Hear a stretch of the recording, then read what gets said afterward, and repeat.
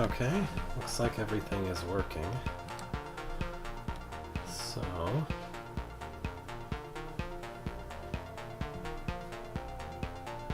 let's get on with this. I think there is multiple floors to the control tower. There we go.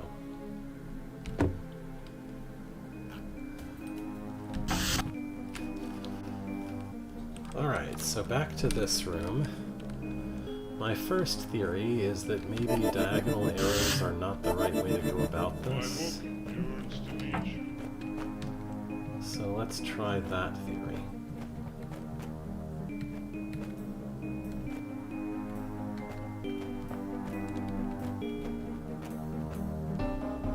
Like, I definitely can't do that because he'll just skip left there. So that can't be right. You'd have to go over to the next one at some point. I doubt this is better than diagonal. We can give it a try. No, this can't work. That's much worse. That is significantly worse than anything with diagonals.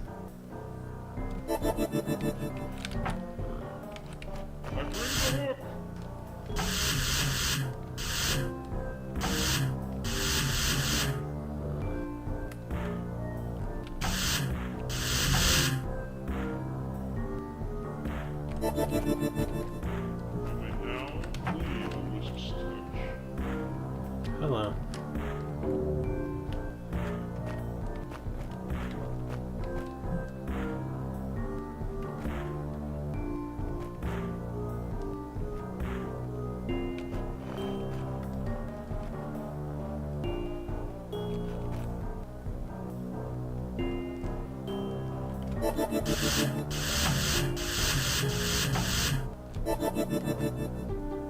Yeah, it doesn't like that. So I can't do that.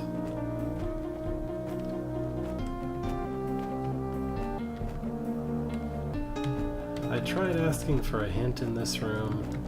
I haven't looked at the latest reply.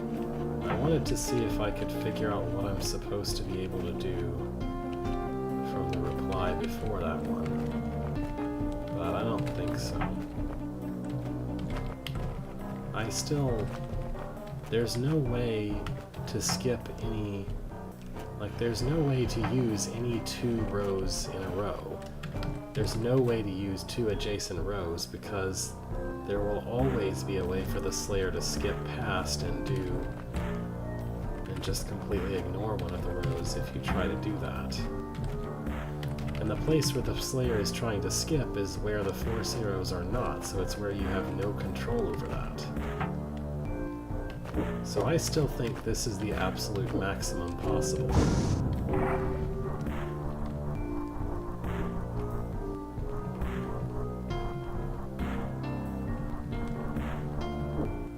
It just is not enough.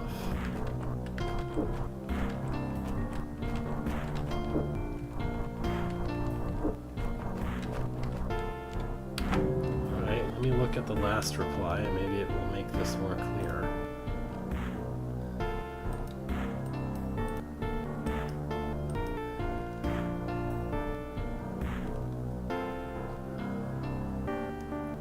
That just doesn't seem to be true. If I make force arrows at any point while making the wisp, if I change the force arrows so that the path can't be taken by the current wisp, then it will immediately reset. That's exactly what the problem is. If at any point while trying to set up the wisp, or if at any point while the Slayer is moving through, I change the force arrows, what happens is that the wisp immediately gives up and starts over. Or the Slayer immediately gives up and starts over. There is no in-between. Either the wisp is following you, or... like, either you leave the force arrows alone and the wisp can be guided through them, Or you change the force arrows and the Wisp or Slayer immediately gives up and starts over. There's no in between those two. Those are the two things that happen, at least in all of my experience.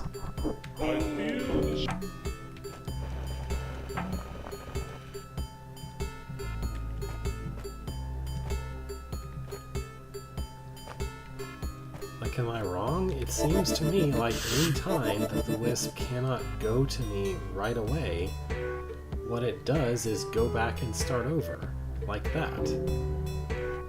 That's exactly what the Wisp does, and it does that whether it's in the Seeking or if, like, it's right on top of B-throw after the bell is rung. It doesn't matter. There's no way to make the Wisp do what's being suggested.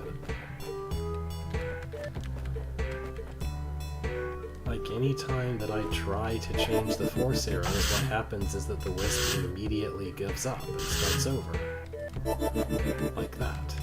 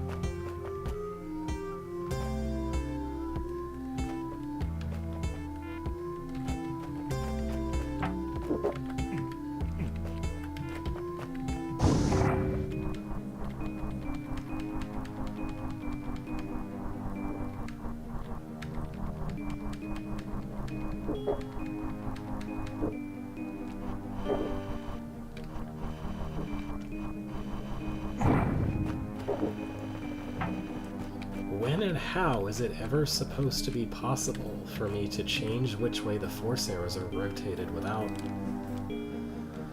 the Wisp immediately giving up, or the Slayer immediately giving up?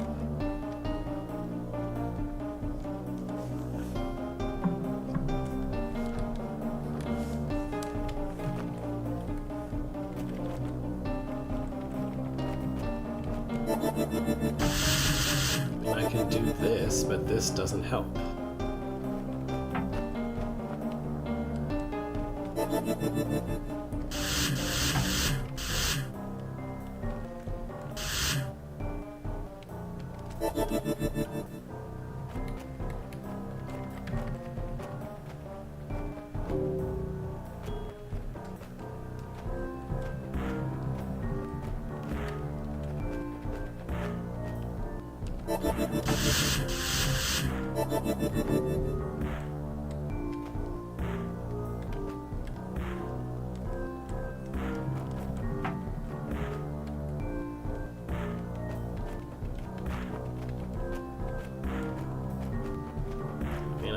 This might use more spots, but there's no way it's going to actually stay on this path if I start rotating arrows around.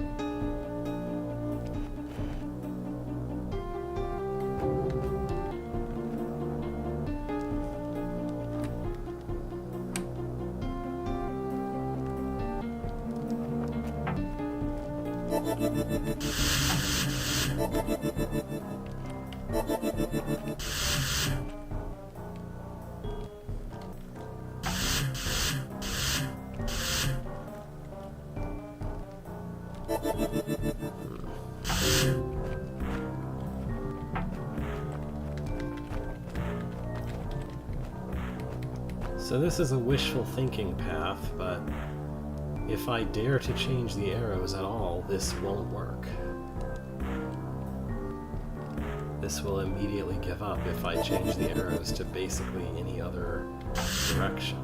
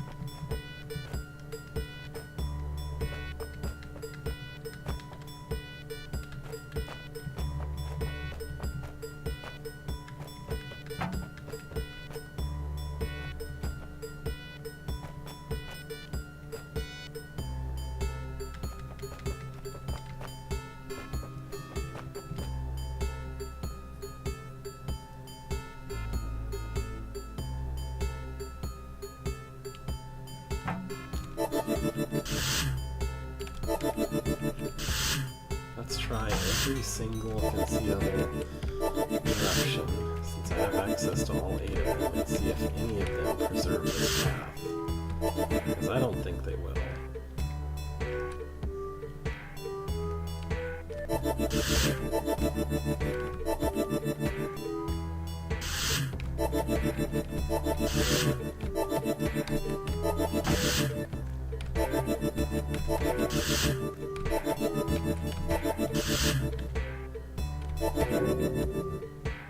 That'll just give it a shortcut, because that's exactly that.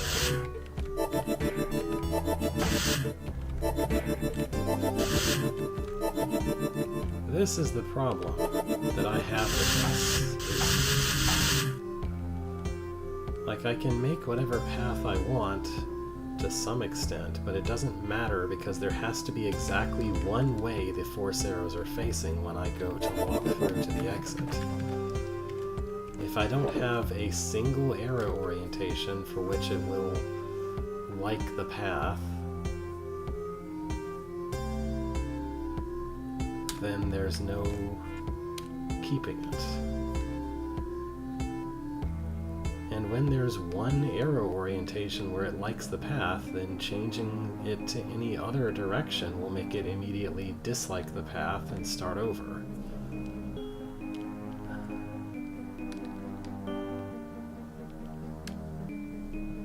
And like...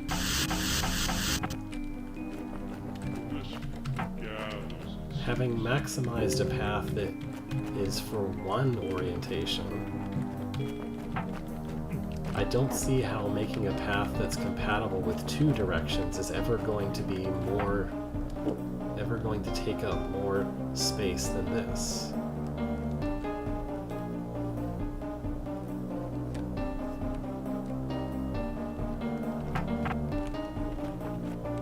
Like, basically I'm somehow supposed to make this take up more space by having a path that's usable in 2 arrow directions instead of a path that's only usable with 1? That seems contradictory.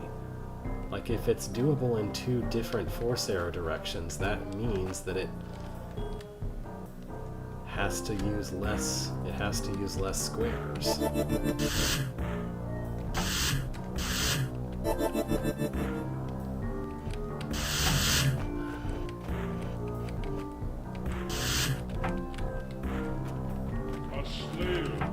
Because there are going to be less squares available to you, like less path available to use.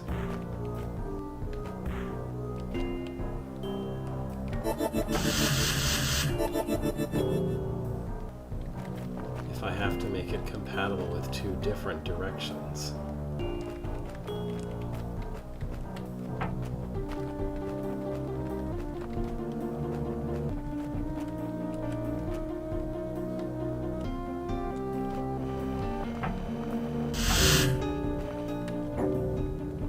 Like, yeah, it'd be nice if I could do something like this.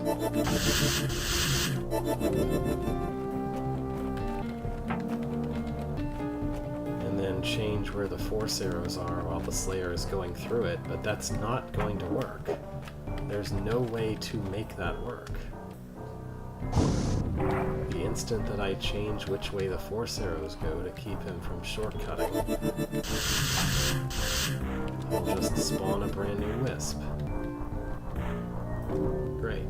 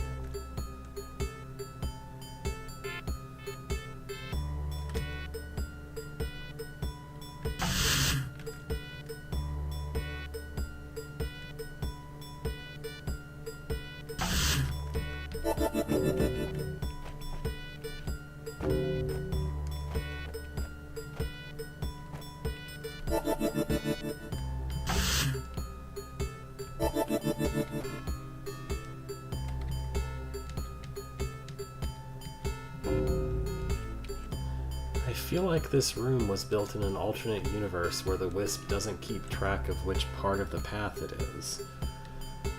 Like, however it is that this is represented in the game's code, this bit of wisp right here knows that it's the frontmost wisp, and this one knows that it's not. So there's no way to take this wisp and this one and, like, make this one think that it comes after that one now without all of the ones in between going away. I don't know if what I'm saying makes any sense.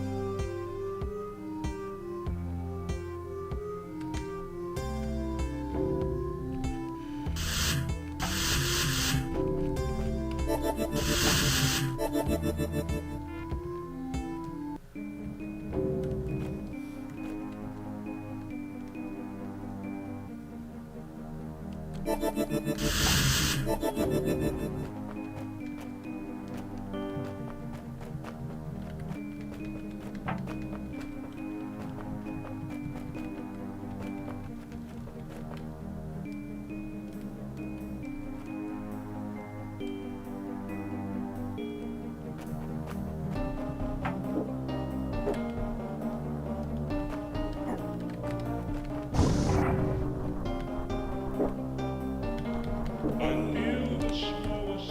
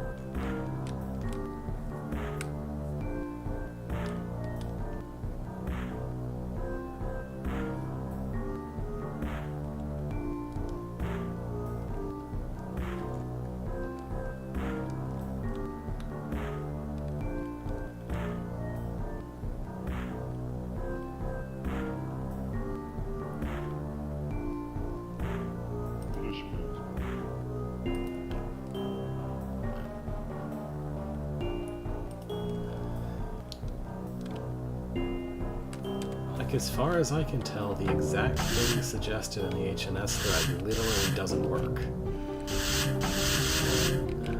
I don't know.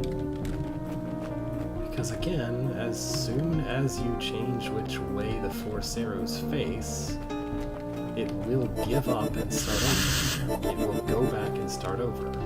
Has there been an update to how Slayers work that has made this room impossible? I don't think so, but I can't think of any other explanation for that being the hint for this room, but also clearly not working.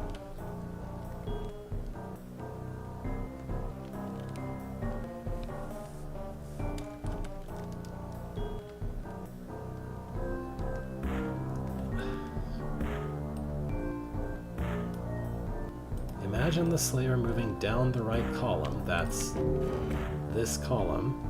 If the Force arrows are facing right,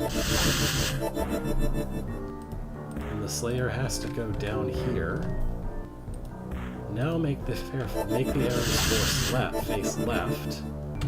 Okay, then the Slayer can go here.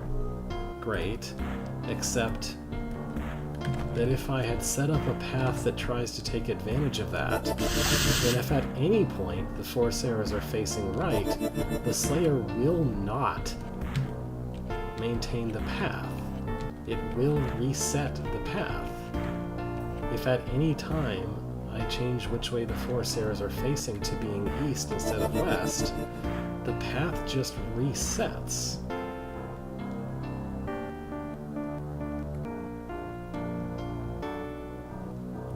I can't have the Slayer go to this tile, because then he will just skip from here to here to here, and not go down the column at all.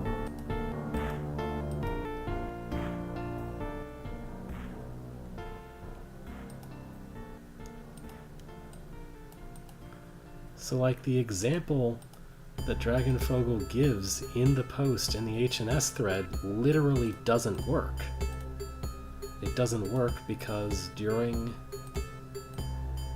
the setup phase you can try to do that and then immediately the wisp will just reset and do something else.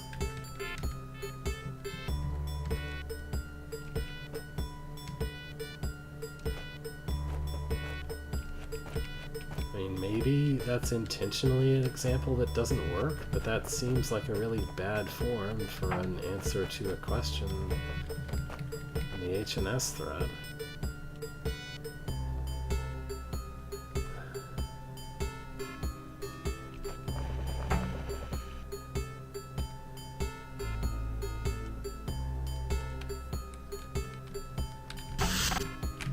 I want to do something else.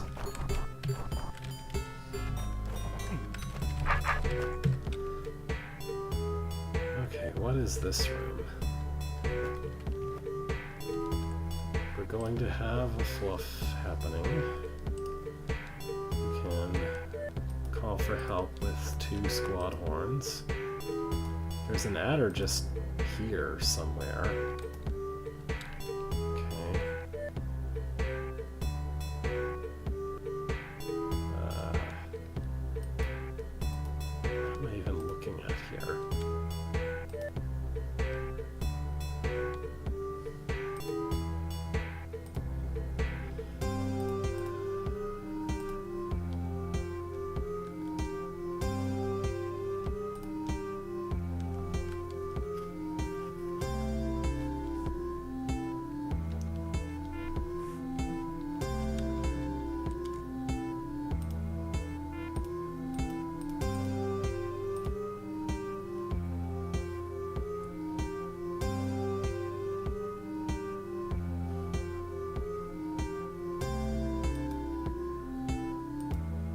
It sure looks to me like somehow someone has to get into this box.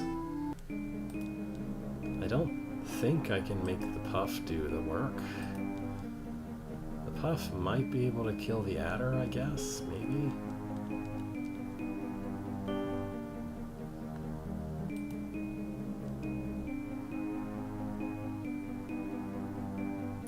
To kill both queens, there is an orthogonal path from this hot tile across all these doors to reach both of them. And I guess it just goes around the entire edge to where the adder is, so that would do. And there's just a big loop, basically. My name is Beethro. Good for you.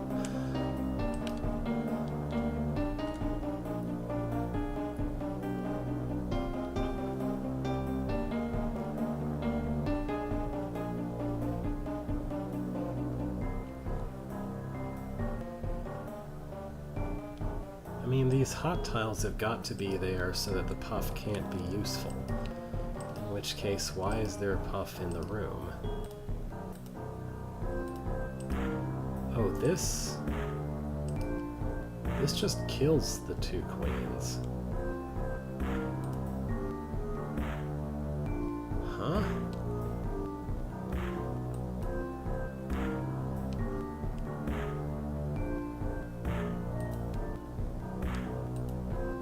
So, I guess killing the adder is the only actual thing we're trying to do in this room? Sure.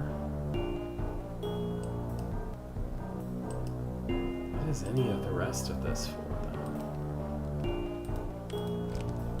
then? I'm never going to figure this out from staring at it, so let's start making assumptions. I probably want this, and I probably want that.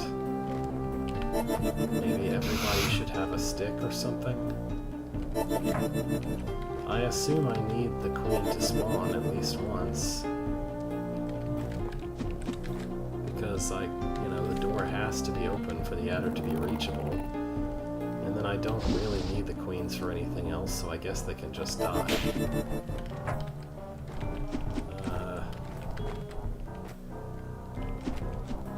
I'm pretty confident that if the adder is on the hot tile and the puff touches it, then it gets hurt.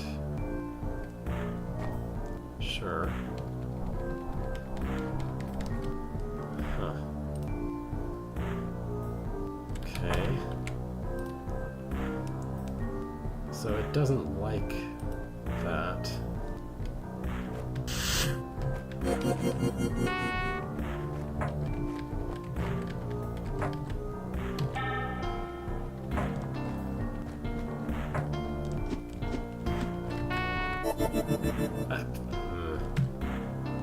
That was not the clone I expected to switch to.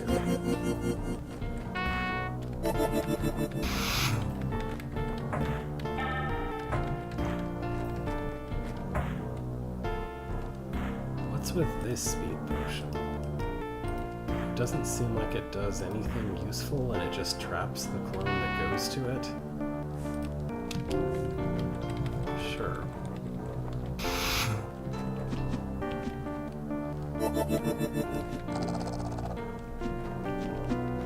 Oh, for...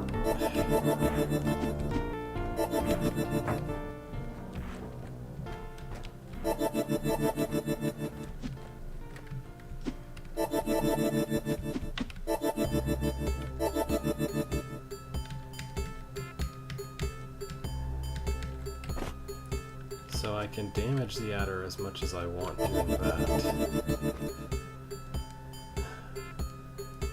I guess it's going to pick up a roach or two every 30 turns. Oh, really? No. Please.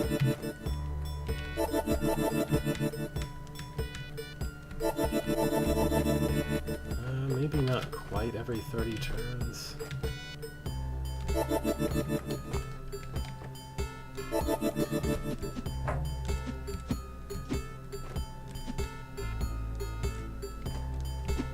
It'll just pick up a couple of roaches each loop. Although that's not really better.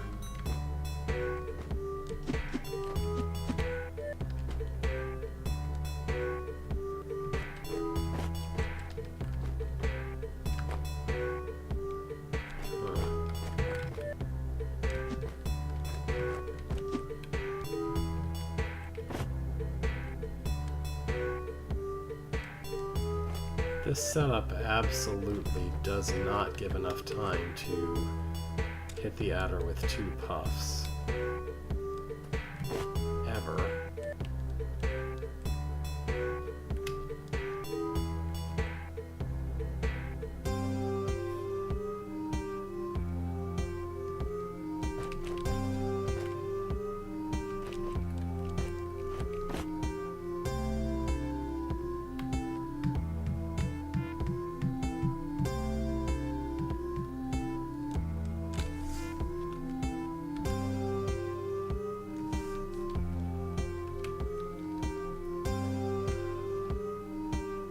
There's something I want to know, and I can't think of any good way to interrogate it. Well, I can think of one, but it's really stupid, so let's try that. Okay.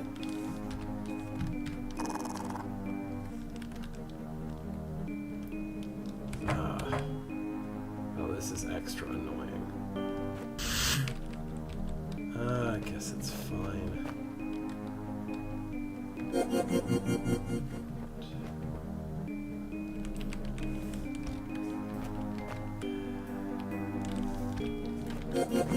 Well, I know.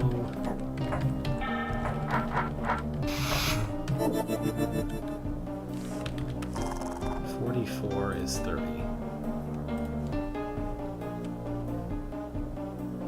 $44 is 30, so subtract 14. Okay. 63.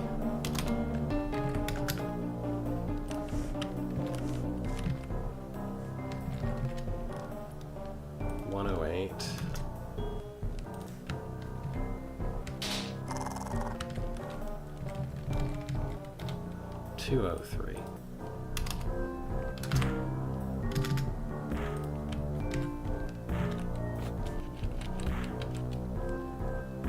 $248.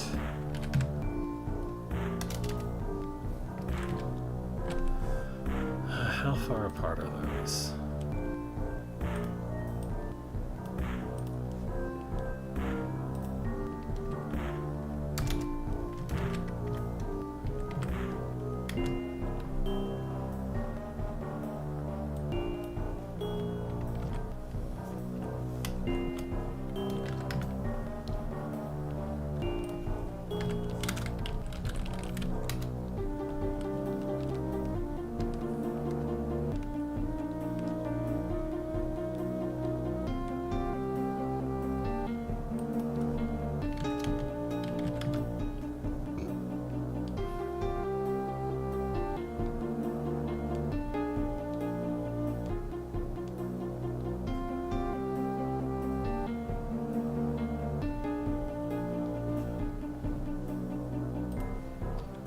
Okay.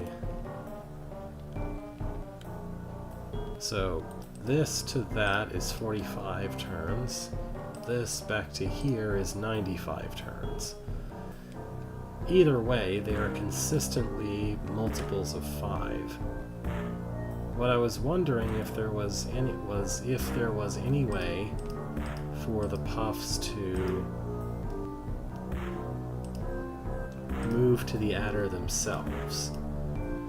Since it will never actually be on a hot tile during a multiple of 5, there's definitely no way for that to happen. I don't know that even if that was possible that it would be particularly useful, but it was something that I thought of.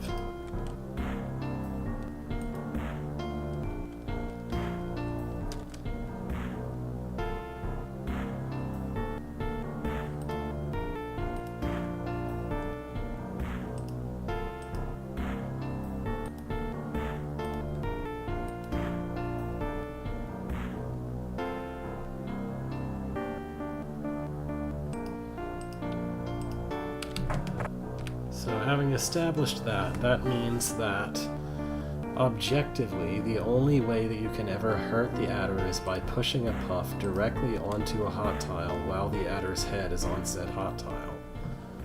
There is absolutely nothing else you can do that will hurt the adder.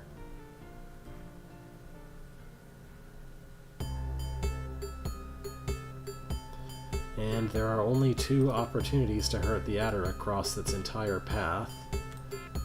And after any time that you hurt the adder, it will eat 2 more roaches. Unless you kill the queens before they spawn roaches, but after hurting the adder. Something like that.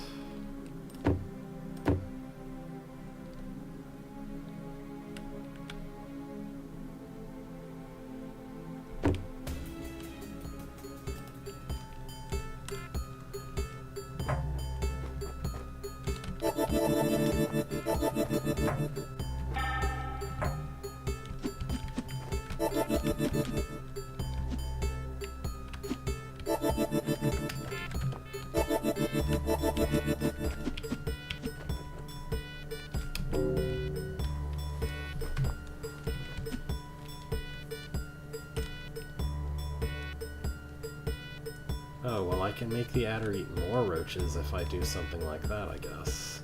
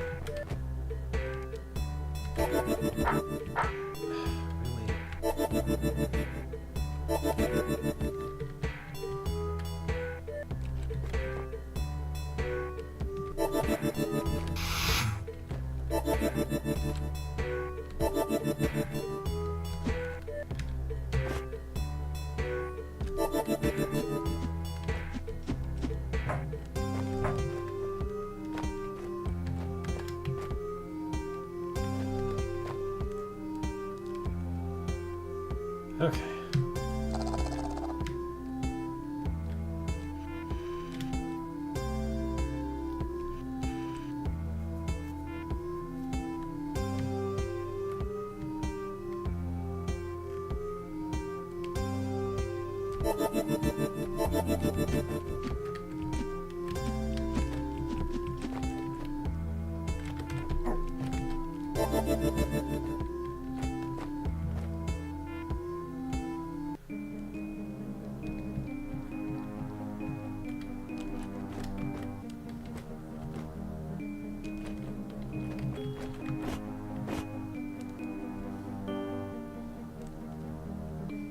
When did...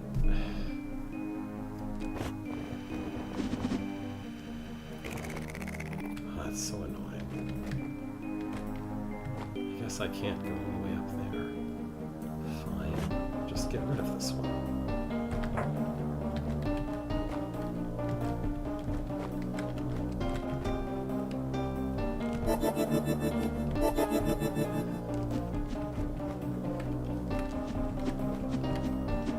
It seems like the only way this can possibly work is if that clone that's standing right next to the pressure plate there steps on the plate both after the adder has eaten 2 roaches, after the adder has passed this force arrow, and also before another pair of roaches spawn. Because the adder has to be 1 tile when it reaches here. It has to be at 2 tiles when it reaches, well, somewhere anyway.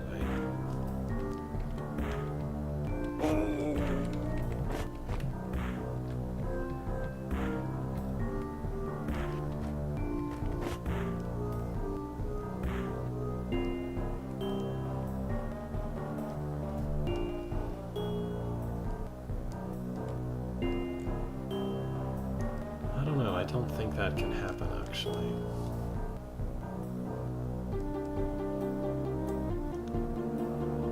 So for one,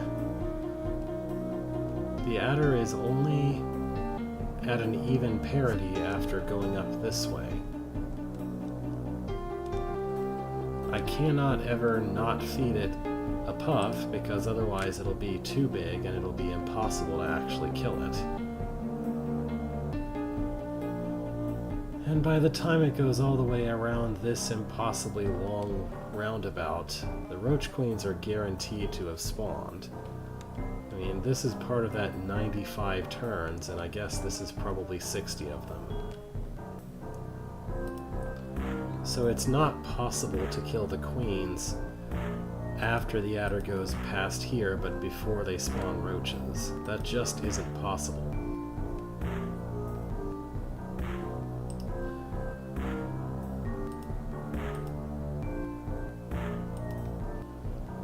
I can think of absolutely no reason why this would be here, other than, I guess, to allow the player to observe like I did, but that doesn't really make any sense either.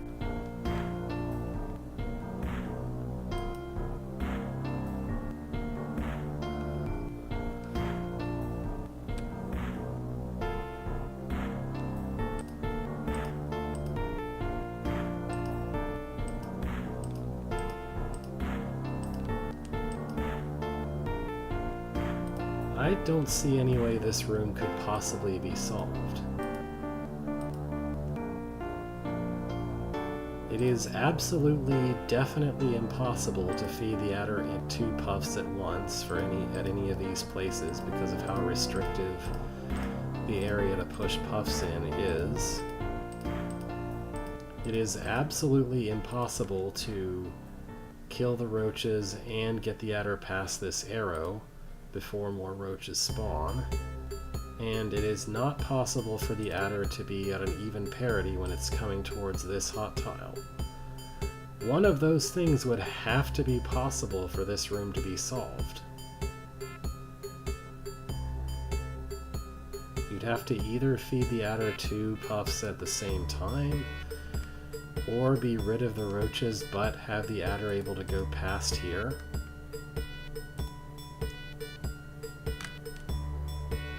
Or have the adder come to this spot with only 2t of space, which can't happen. Of size, I mean, not space. I mean that, or you're supposed to do some magic double pushing to get a clone into the area, but I thought about that and I don't think it's possible. Considering that a speed potion can't help with that, because even though it's mid-turn, you can't like push and push again, especially not with clones.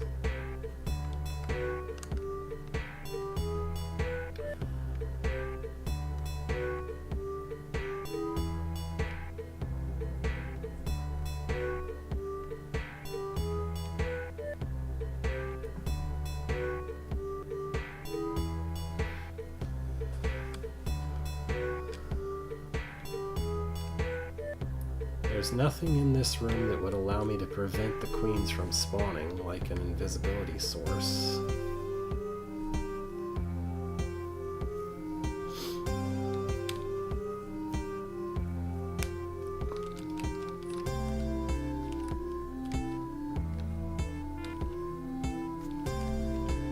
I don't see any way this room could possibly be solved. It has a set of constraints that basically amount to a contradiction. Provide me some small challenge, please.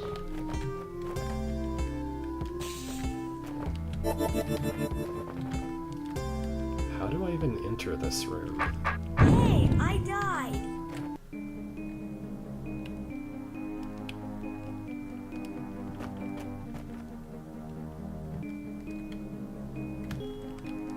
There's no entrance to this room. Oh, it's there. Okay. You have to go in here. And I don't see any way to prevent the queens from spawning now. Okay, this is Ow, that hurts! This is how we entered this room. What is the goal here? Well, there's a roach outside the briar.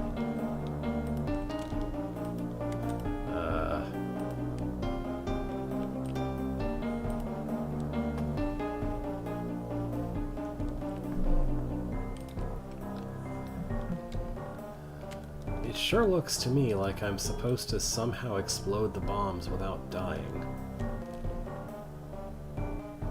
And without Half dying as an extra special bonus.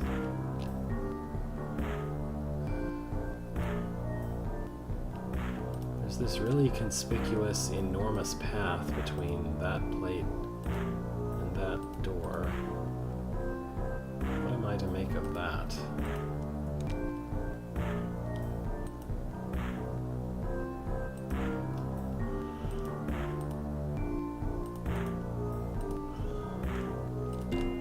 The only safe places from the bomb are this weird little segment here, this door, and that door. Now I could blow up the bombs if I was standing on this door, 100%. But there's not really anything here that would produce a useful way to close this.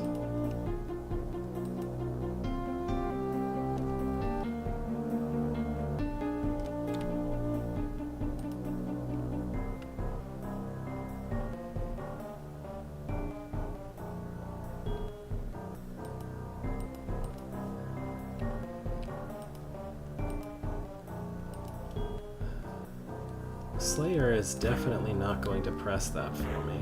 I don't even know why he's in the room. I can make Half hold this plate down.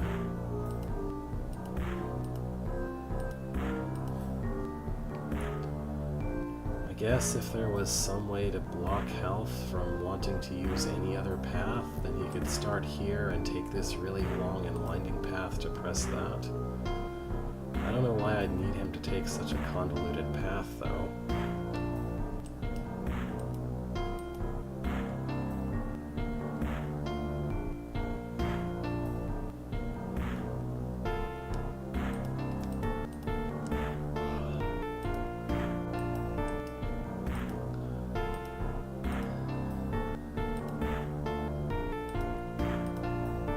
Why is this here?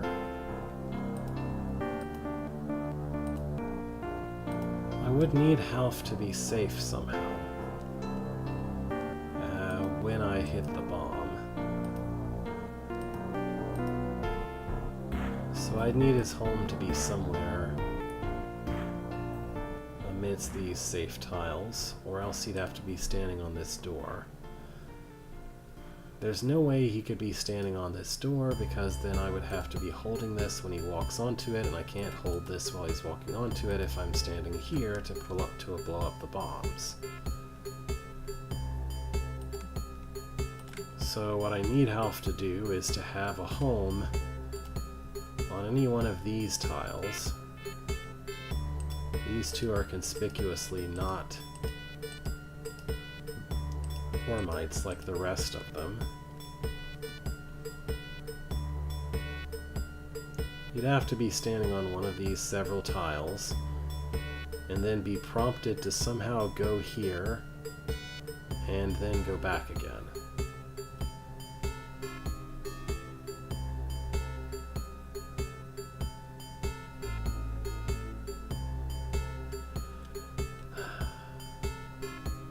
I'm pretty confident there's no way to block all of the paths that he would have from one of these tiles to that, except for the one that goes northward. There's way too many options. He could go around here, he could go down this way. There's no reason he would ever go north to get there.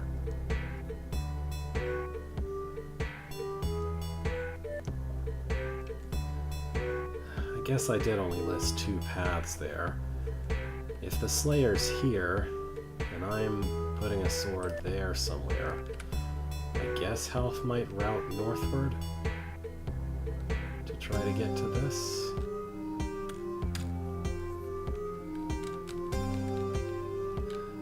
Seems worth an attempt. Come on. Okay. Alright, well first I need you to have a home somewhere safe, like Stay put. this Yeah, works, sure. I guess. Stay put. Yeah, sure. Ready to take a death nap? Then I need to get the Slayer to want to go here. And I need to be ready to push this at some time. Oh, the Slayer also needs to want to leave his house.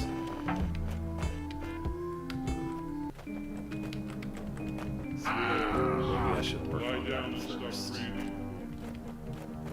How do I make you leave your house?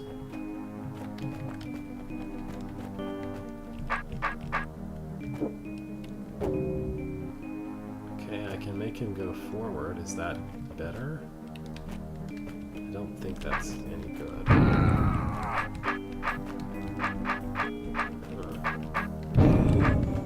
He was perfectly happy to leave when I was outside of this box. And I guess that's because he was unbrained.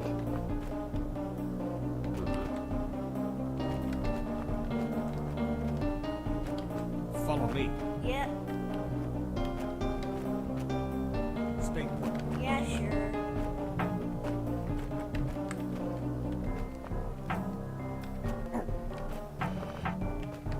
This is a good place for you to die. Come on. Okay. Ow, that hurts. Die, Graves. Hey, I died. Ow. Going.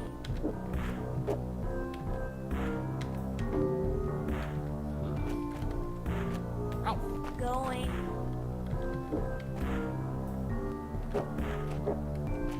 Ow, that hurts. What? Hey, I died. What is going on here? Ow, that hurts. Hey, I died. What? Huh? Can anyone explain why everything explodes here? Hey, I died. Hey, I died. There's only one reasonable culprit, and that's the Slayer, but why would the Slayer in this situation make a move that explodes everything? Hey, I died.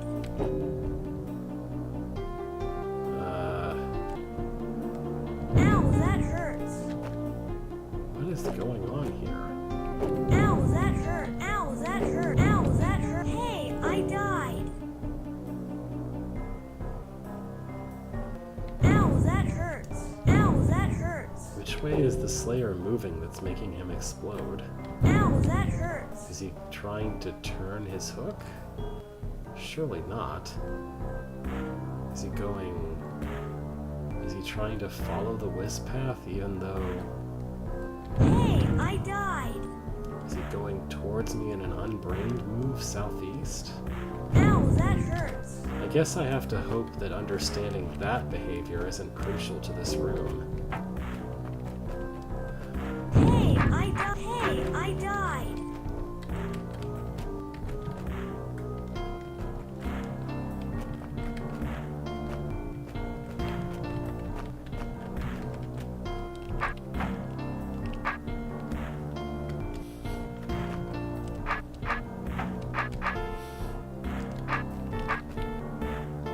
Come on.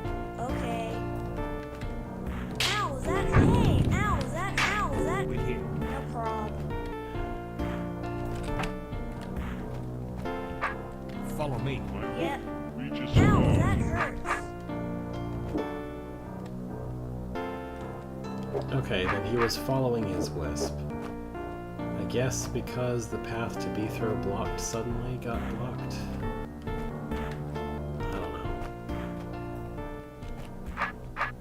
Ow, that hurts. Wait here.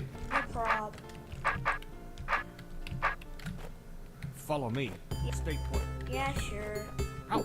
Going. Ow. Going. Ow. Going. Hey, I died. Come on. Okay.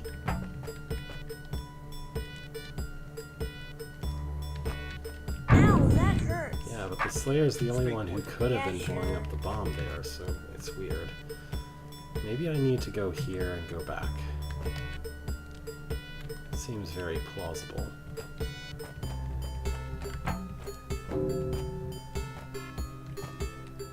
What I really want him to do is path this way. I will punch you. Follow me. Yep. Ow, that hurts. Stay put. Yeah, sure. Door. Got it. Ow, that hurts. That was me.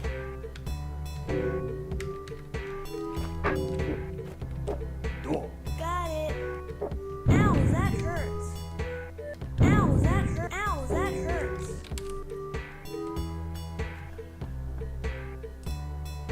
Floor. Slayer is standing on floor. Okay, let me try something.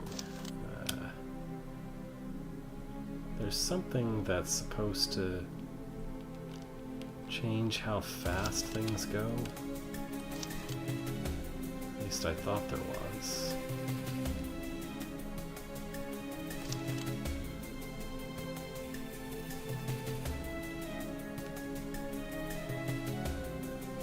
Maybe not.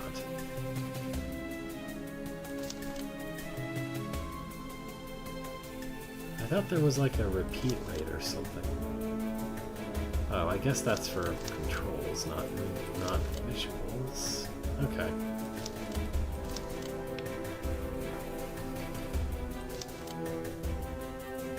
Let's see what this does.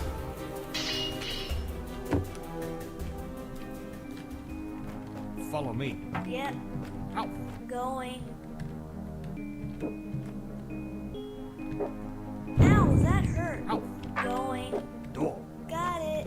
Hey, I died. Door. Got it. Hey, I died. Hey, I died. Ow, ow, ow, that, hey, I died. Yeah, I'm sure he's just following his wisp, although I don't know why. Come on. Okay. In that particular situation, he Yeah, decides sure. to do so. So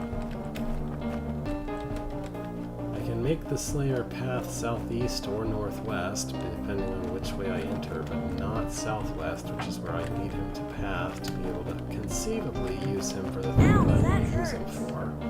Hey, I died. Enough, little man. If I do this, I can make him walk back into his hole, which is great.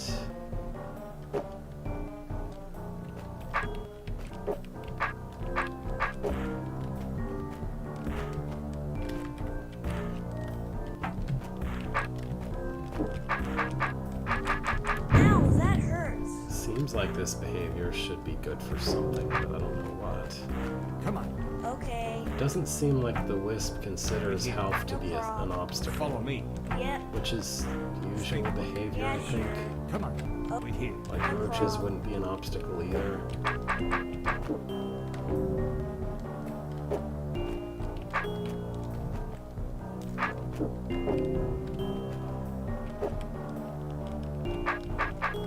Come on.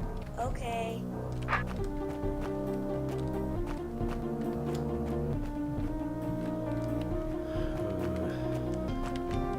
I shall now make many holes in your skin. Standing here achieve anything?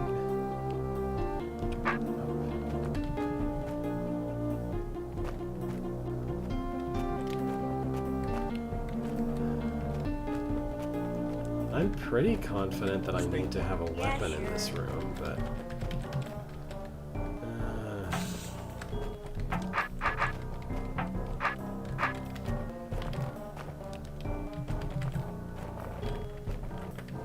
yeah, I wish you'd do that when I was actually in the room, sir.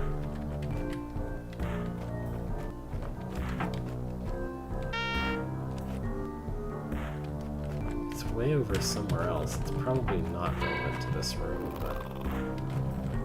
I could enter that room disarmed if I really wanted to.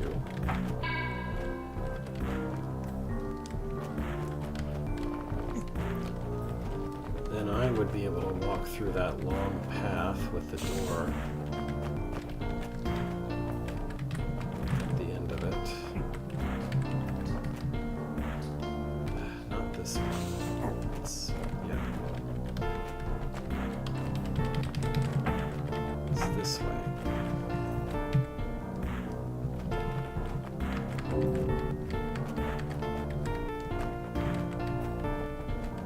Yeah, so I could do this if I'm disarmed. Does this help? I don't think so. Although, right now the problem is the path that it starts rerouting goes right into the area I'm trying to reach, which could be relevant. Come on, wait here. No prob. Wait here. No prob.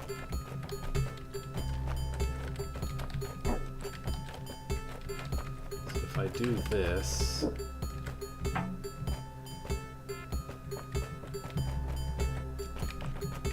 yeah, that doesn't help. The Slayer still doesn't reroute the way I need him to.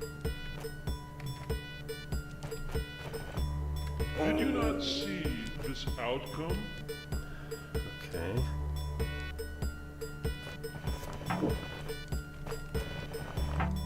Stay. Come on. Okay.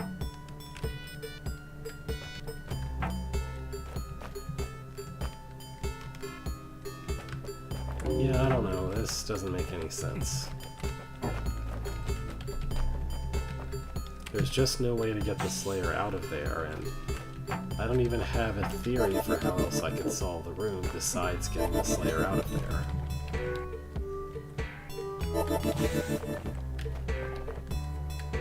And having him block health.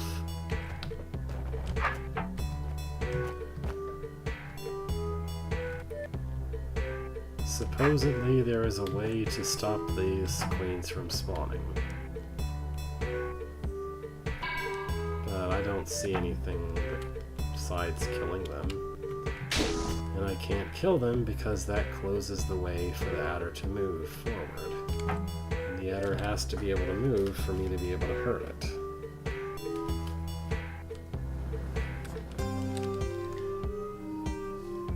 So, unless you meant something else, doing this is not an option for the problems that I was trying to solve.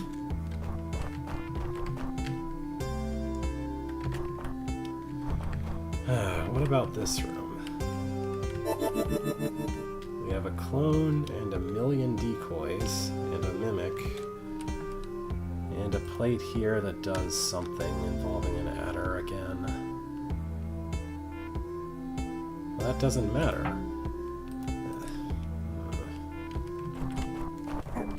Hang on. I'll try again to explain the problem I was having. Or trying to solve.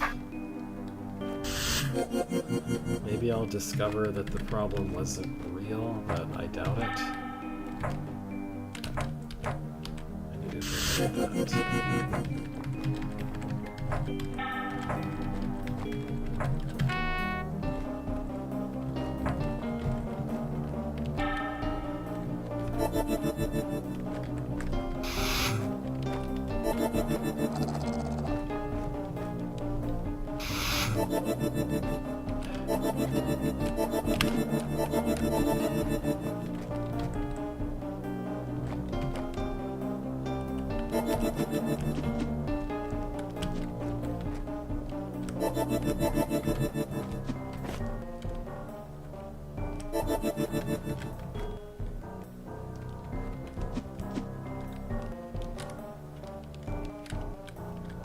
So right now the adder's length is 3. If I kill the roaches as soon as I possibly can from this point, like right now, if I kill the queens right now, then what happens is that the adder loses 1 length, then eats the 2 roaches and gains 2 length, and then it's not possible to kill him here because he's still too long.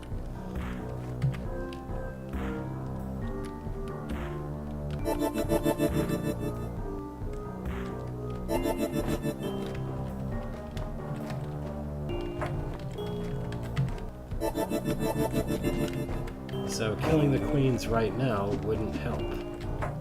It would be counterproductive.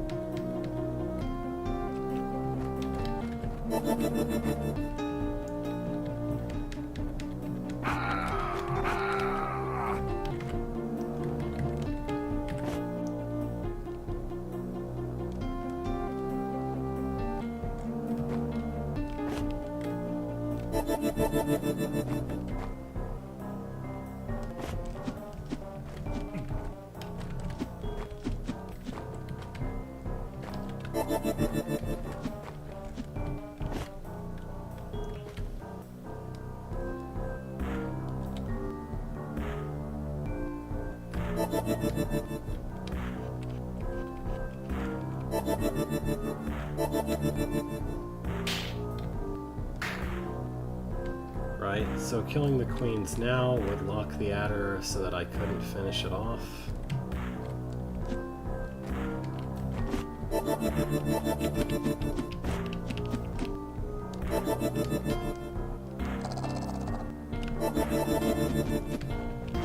And now it's back to exactly the same situation as the start. Although...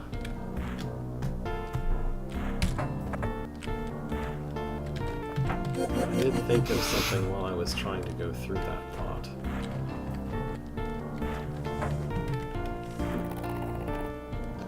I noticed earlier, because it seemed like a problem, that if I walk someone over to this plate to try to kill the queens, then the roaches kind of come out and start walking the loop. I thought that was bad. If I'm not ready to kill the queens, that's definitely bad, because in that situation,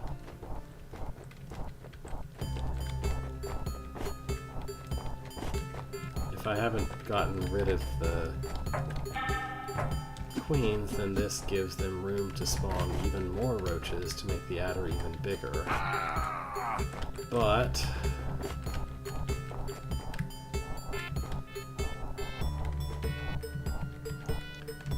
I guess having extra roaches actually wouldn't be a problem, because there are hot tiles they could die on, as long as I'm rid of the adder first. Or as long as I can push them ahead of the adder and get rid of the adder in their wake or anything like that. So maybe that's what I need to do.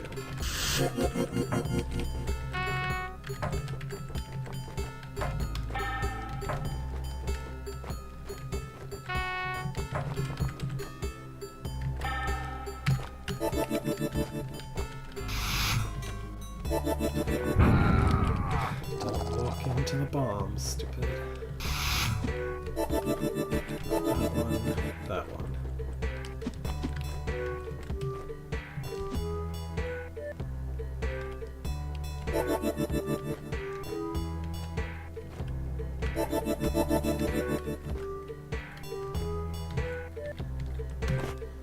Okay.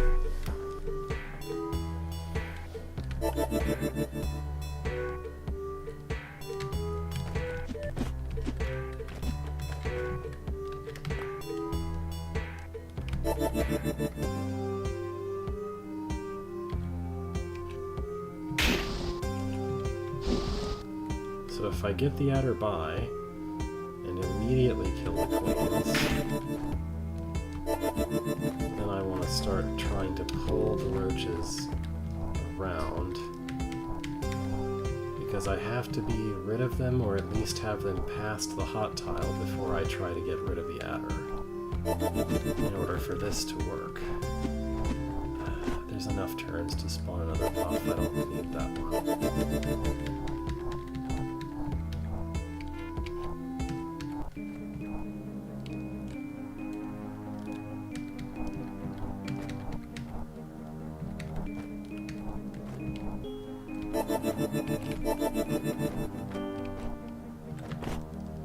Almost too late, but not quite. So from here on, I don't need puffs in that area.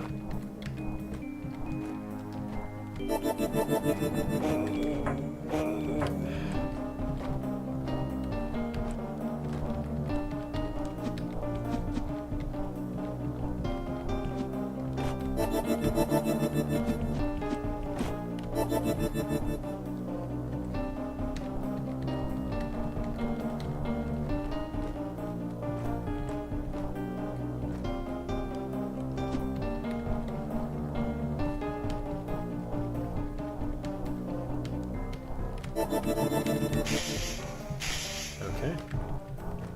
That should do it, I guess.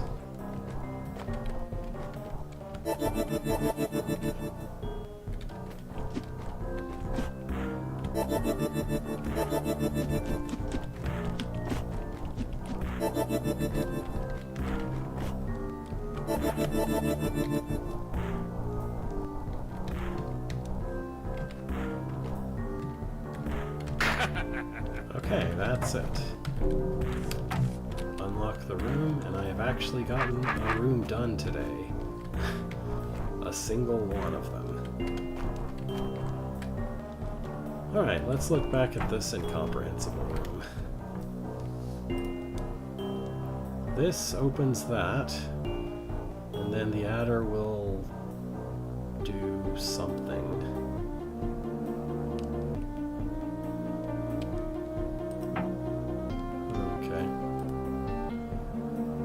This opens that. The adder will do something. I don't know what.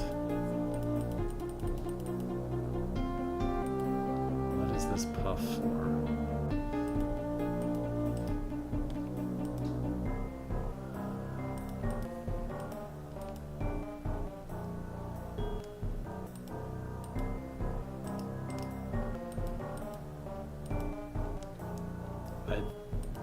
What is even going on in this room? What is this? The adder goes and sits on the trap. Great? Or is it possible to make it not do that? Okay, if the adder doesn't go and sit on the trap, it goes in a really long route and then sits on the trap.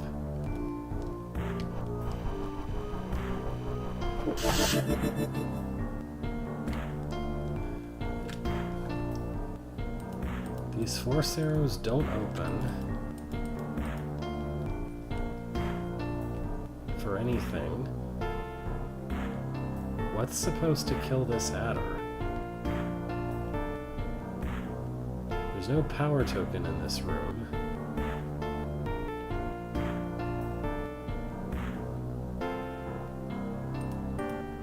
Nothing turns these fire traps off.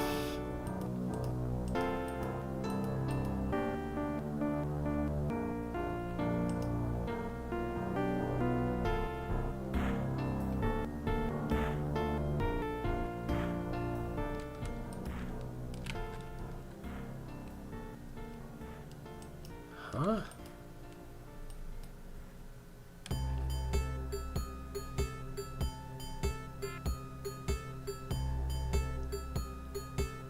Well, I think this looks like a path where the mimic is supposed to use. It's supposed to start here and kill this eye, and it's supposed to end here and kill the trapped adder, in which case I don't know, aside from map aesthetics, I don't know why the adder has this convoluted route path to take, but I guess that's fine. If that's supposed to be the case, though, the mimic needs to have a sword to kill this eye and to get through the broken walls. But the mimic has to also get past a bunch of fire traps.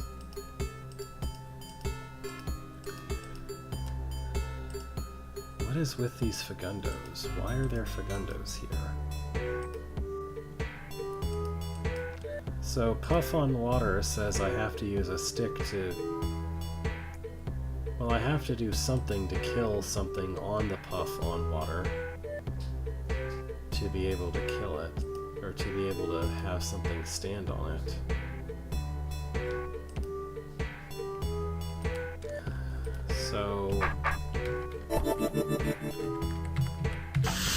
I need to do something like this. Except then I also have to do something to kill that. I guess in this case there's an easy option. Uh-huh. I can just put a sword mimic here now that the wall isn't in the way.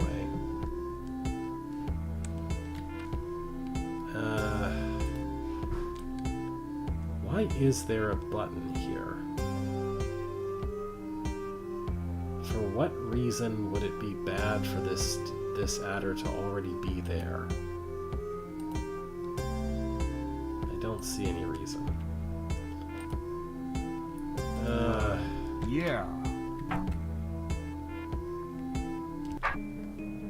But now I have to somehow get the mimic past the fire trap. I don't know how that's supposed to work. I mean, I guess the only thing that it possibly could be is if the mimic is supposed to push a decoy, which then pushes it back.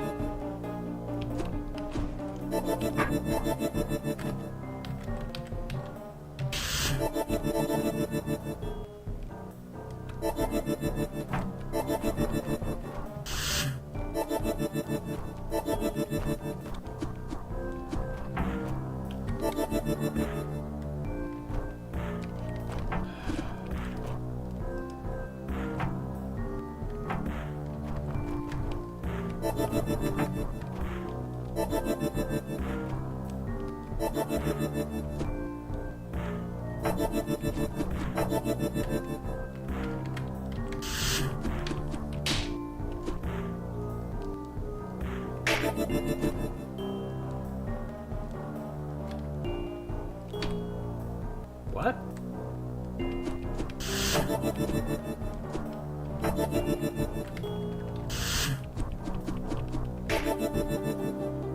I guess I'm supposed to do something like that.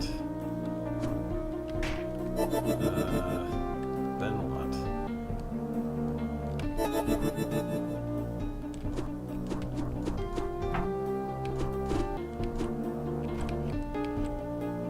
Why was it not working? I guess it was still stunned somehow.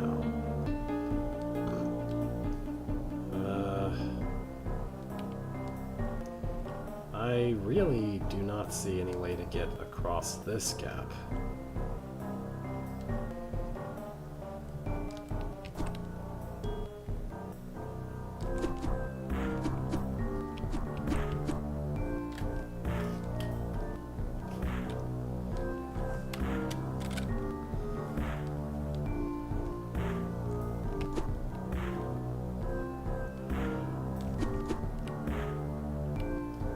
I basically have to achieve 2 diagonal moves at the same time, but that's definitely not possible.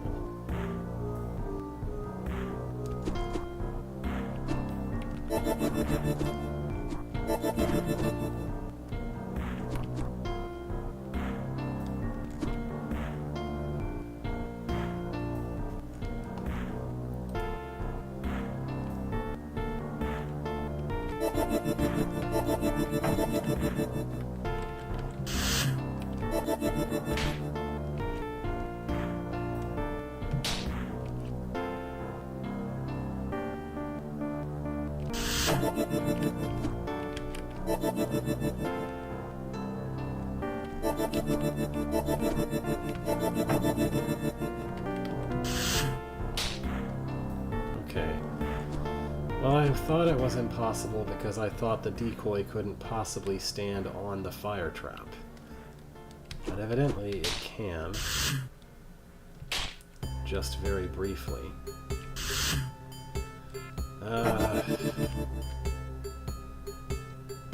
seeing I may have already screwed up because I'm only allowed to go to specific spots. So I'm probably supposed to have known exactly where I want the decoys to be ahead of time, which is really annoying.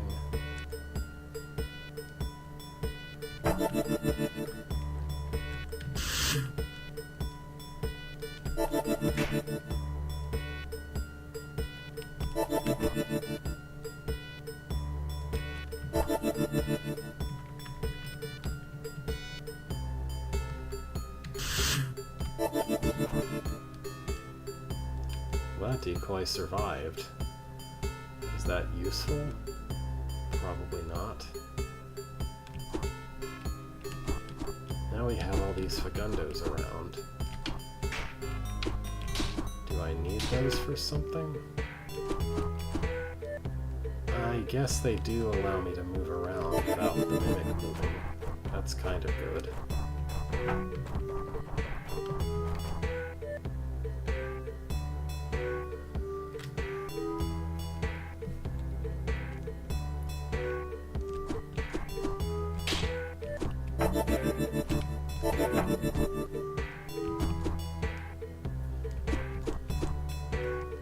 I want to go west here, so...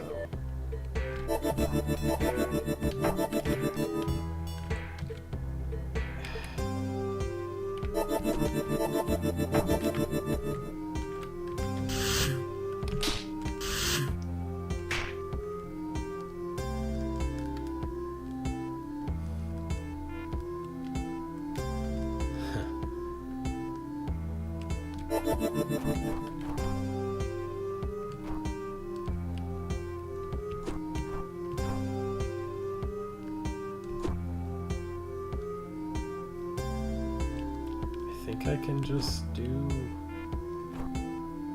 don't know, what can I do here?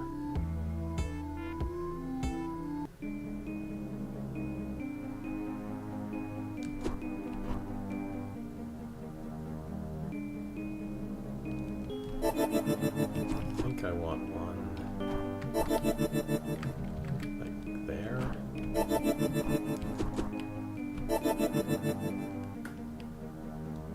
I need to be able to move north onto it.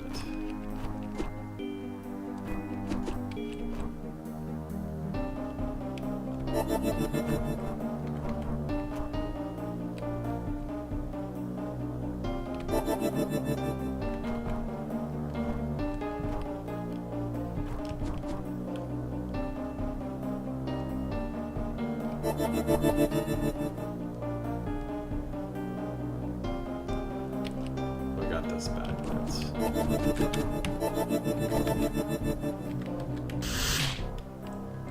Okay. I feel it would have been nice to have that there.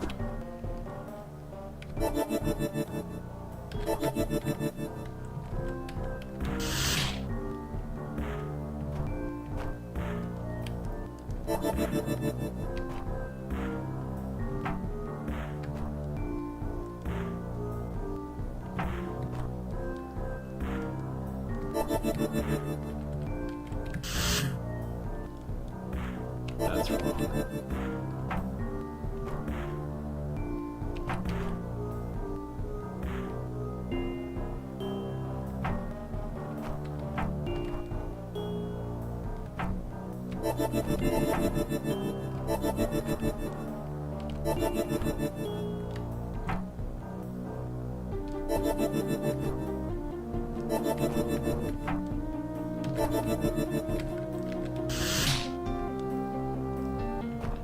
Okay. Now just casually cross 2 tiles at once with this method. I do not know how to do that off the top of my head. Maybe I'll need a lot of decoys.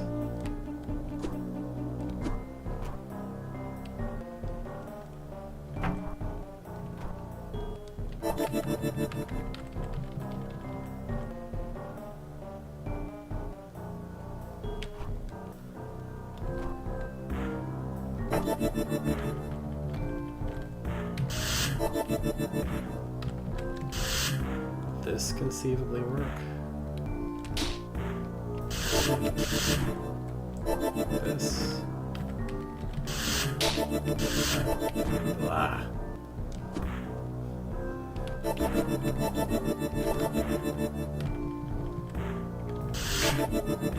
can't go there like that.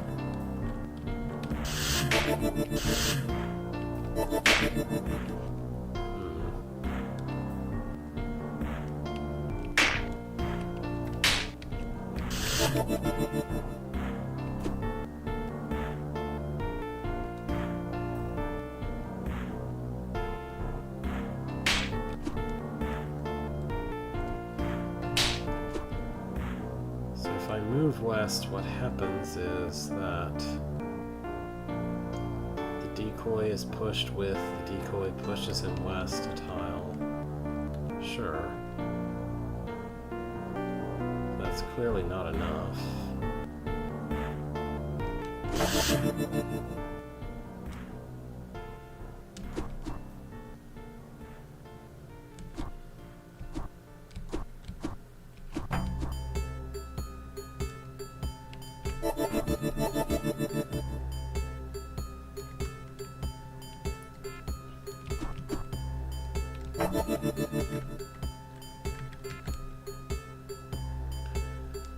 I need to set up something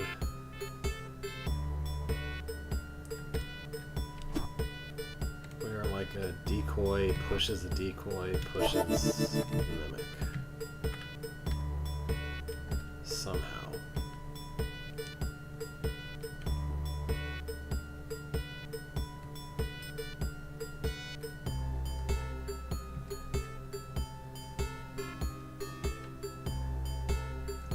Don't know how to do that.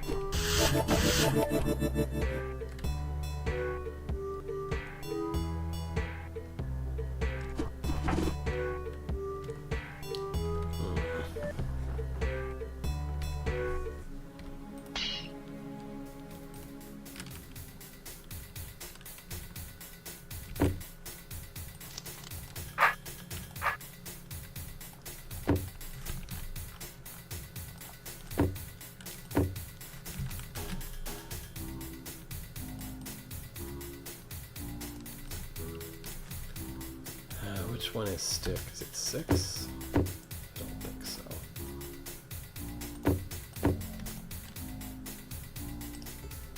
It's definitely not 6.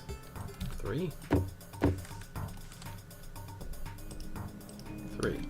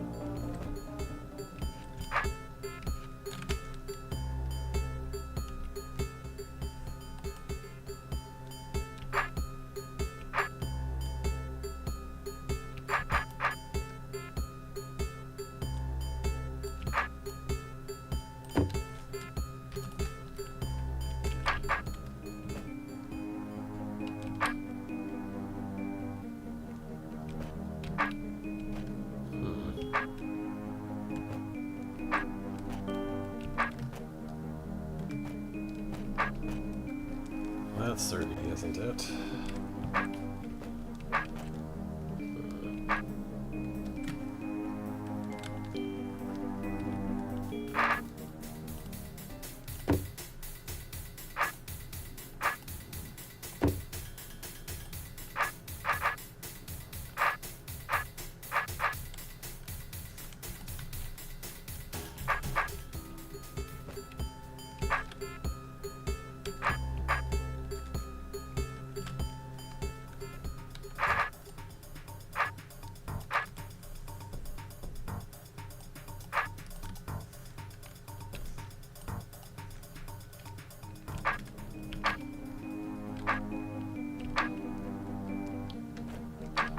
doesn't help much.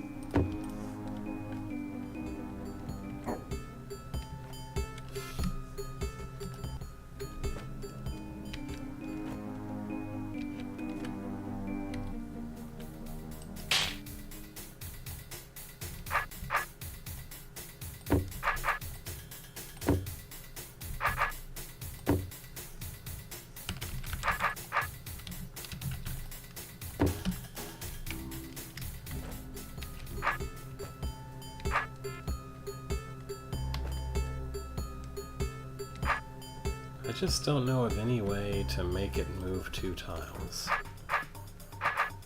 Doesn't seem like there's enough space to put something like that together.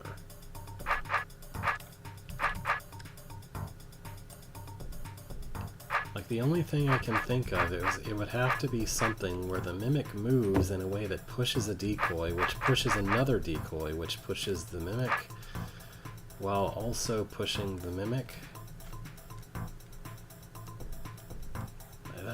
That's too much. That's not really doable.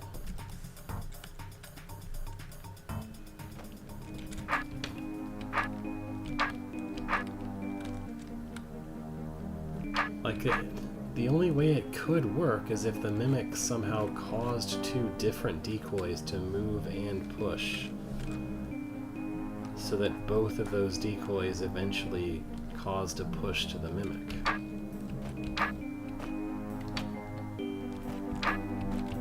But I can only ever push one thing at a time. There's no way to push multiple things at once. With one turn.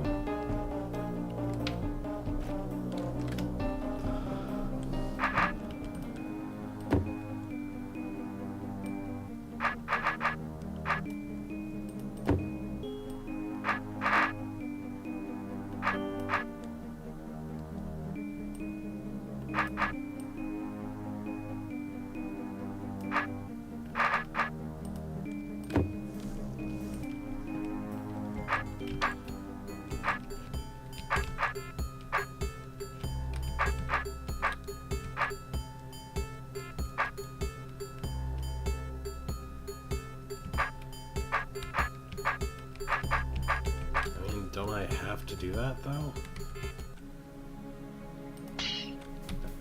Well, look back at the actual room I'm doing. Yeah, I need to move 3 tiles in a turn. I can't not do that, because I have to get over here. And there's a solid wall of fire traps in the way.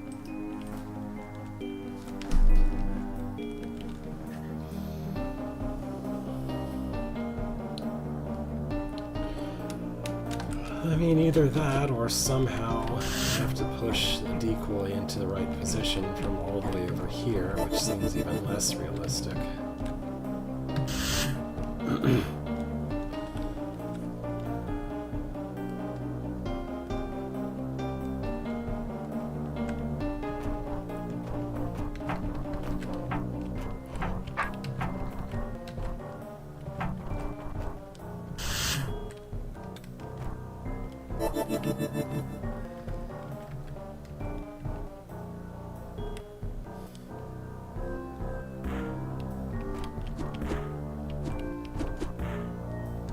Hello.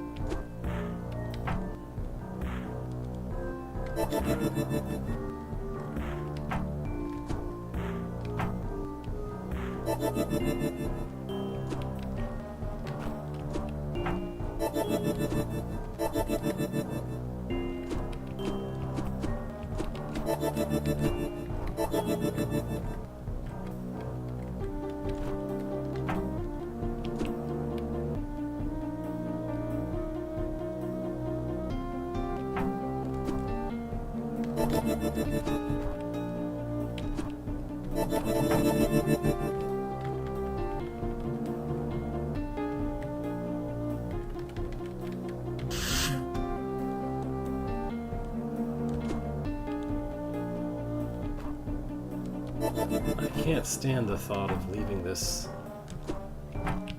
level unfinished, personally.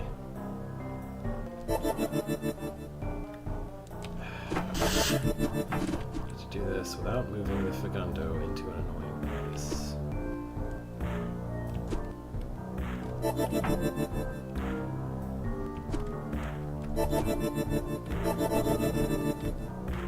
Put one here.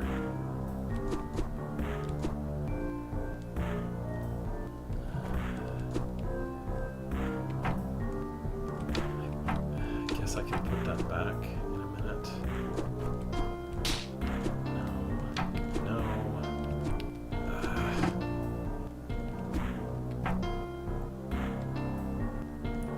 I'm gonna have to set this up a second entire time, so I don't want to be unable to move the mimic in useful ways.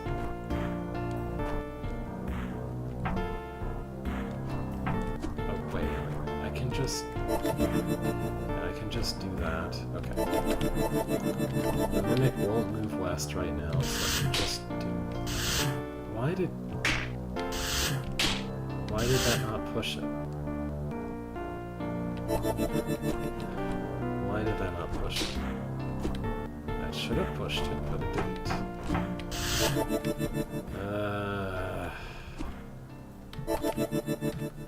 Maybe I need to do this.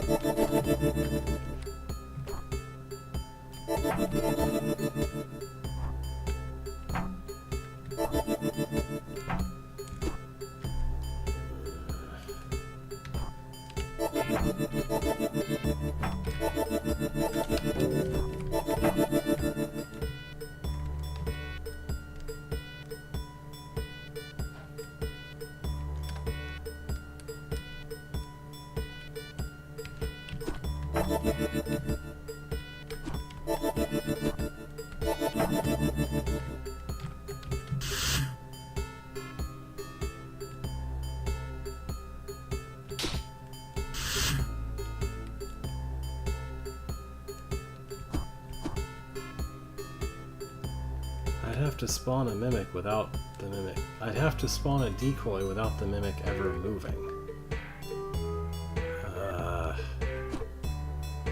I suppose I could do that if there had been one here.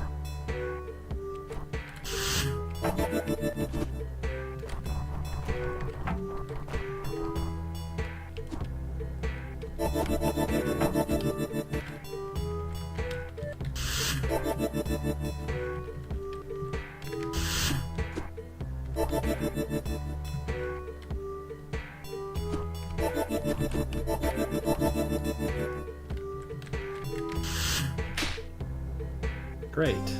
Now I just need to do that again, but more. I don't think I can make use of this decoy.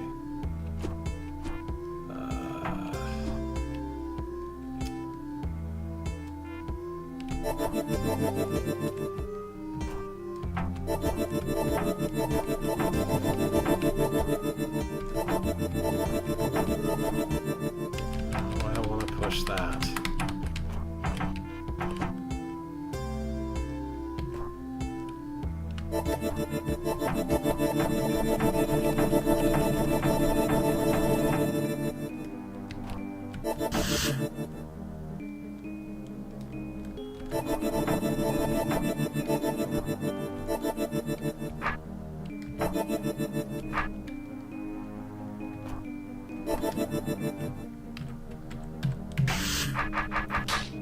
Okay.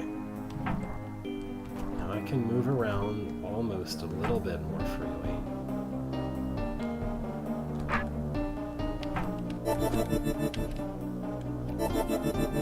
I need to go back and get the stick back. Maybe now...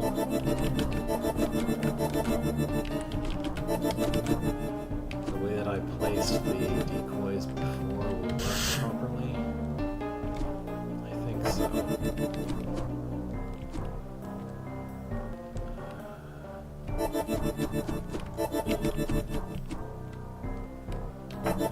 So if I put one here, then that should work. Alright, I think the Mimic's job is done, and I can stop worrying about it, because I just need to put that there and do this, and I don't know why the Adder has a giant pathway to walk along, but whatever. Alright. That is that room.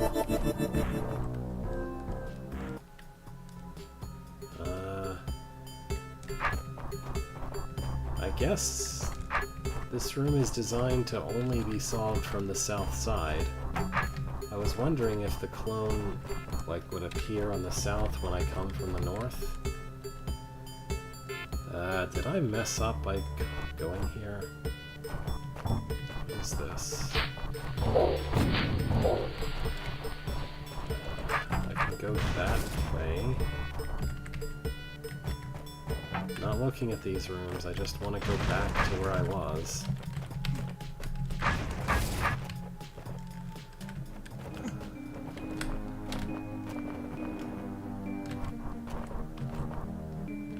Okay.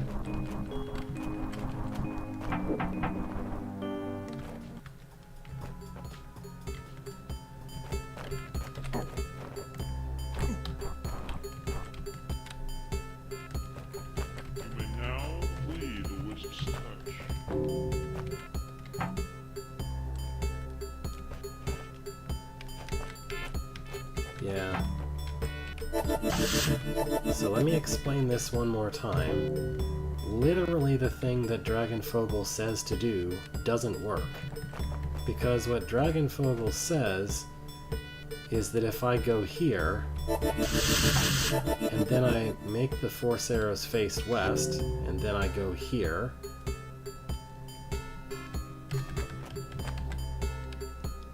great.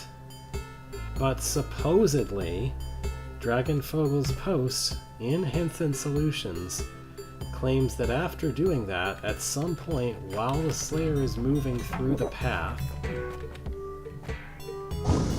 that it should be possible to turn the Force arrows east. But if I try to do that, all that happens is that immediately he gives up and resets the Wisp. So that doesn't work. The exact precise thing that the hint says to do doesn't work. Because as soon as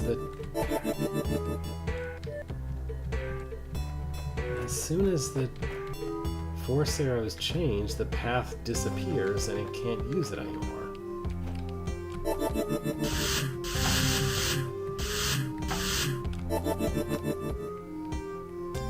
And it has to be that I take a diagonal like this at some point if I wanted to use all of these columns. But doing that guarantees this won't be possible, because if at any point I turn the arrows around, then it just immediately resets.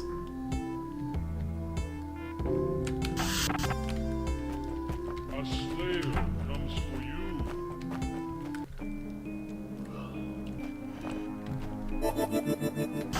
Like, maybe that was a bad example that is supposed to give the gist of what's supposed to work, but that would be not a very good hint given.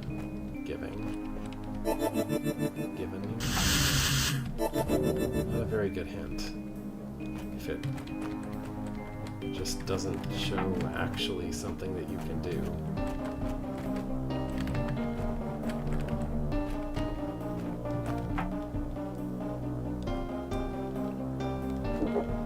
Like, basically, what this room is supposedly asking for is to have a path that is completely compatible with at least two different force arrow directions.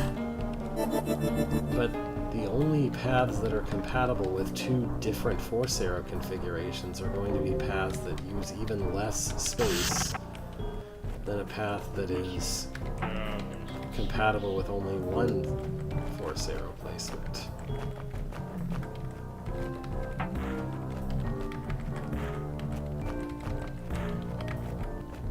I still don't believe it's possible to do better than this, at least not in this version of Rod.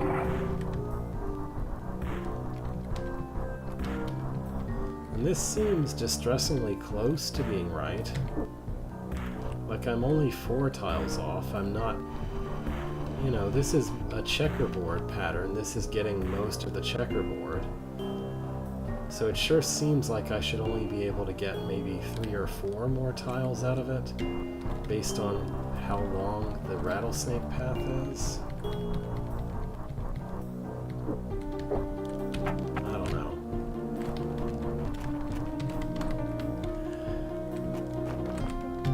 So I saw some time tokens over in the rooms to the east. Let's actually try one of those. I like this room. What's this room? This room has seating beacons in it. And there's a guy, and there's a time token. There's this for some reason.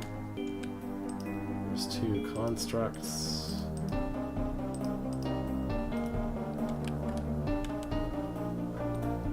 Constructs, I mean.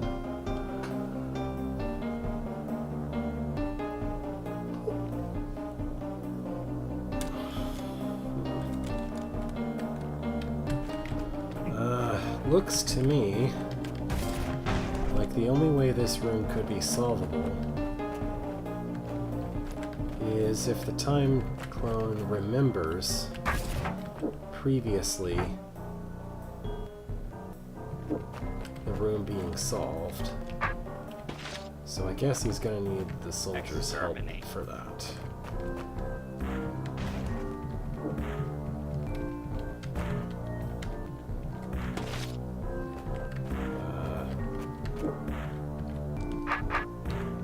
Exterminate.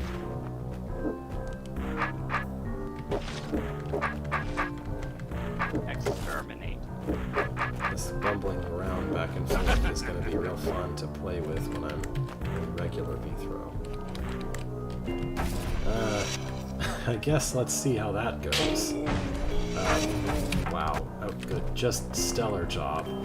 I managed to stab myself in a way with the time clone that made it basically inescapable. Let's not do that.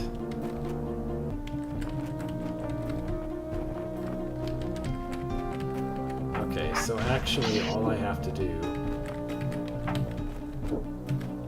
is let the soldier kill what he's going to kill, while I kill what I'm going to kill.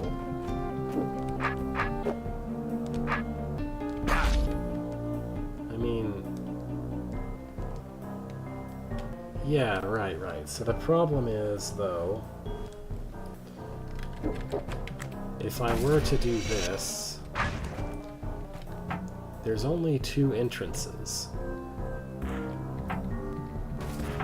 So either the soldier comes in or regular B-throw does. Okay, so this has to be coordinated a little bit differently. Let's say the time clone is going to experience going around, opening the way for the soldier.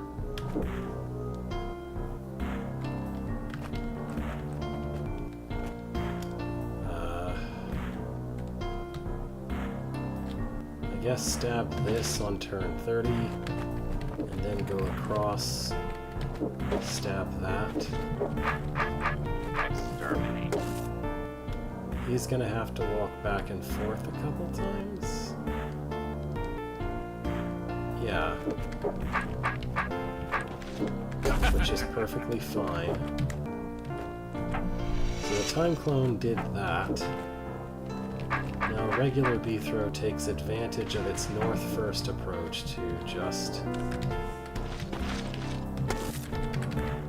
kill them. Right, now the time clone's gonna run back and forth a little bit. If I remember what I just did correctly. Yeah. That is a significantly easier room than the ones to the west. Maybe the east side is the friendlier side? I doubt it, but it could be. Here we get a time clone, a decoy, a stick, and a goal of pushing that orb. So hold both of these and hit this orb. Well, a decoy and a time clone could hit that orb, but well, the time clone has to go through this path, so the time clone has to remember this orb being pressed.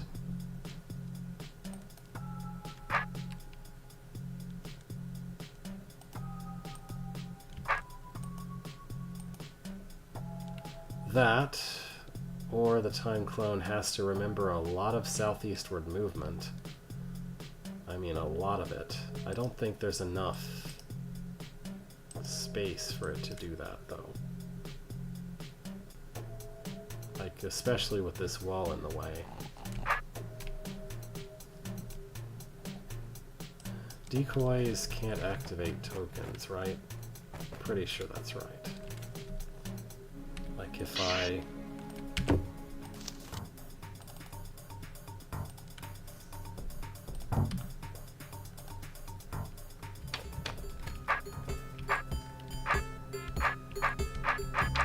Yeah, decoy can't help there.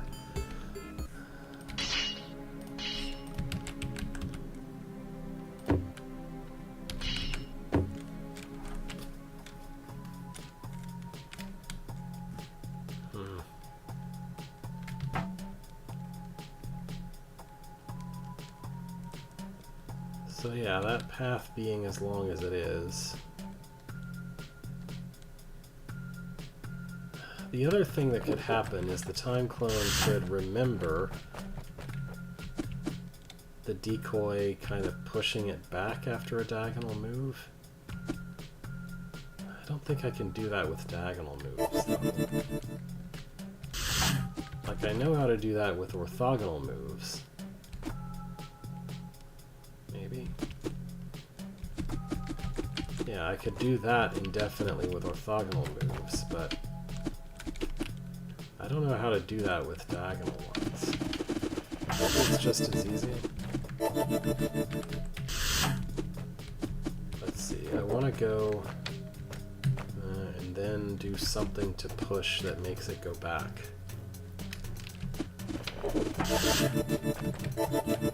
Down is better.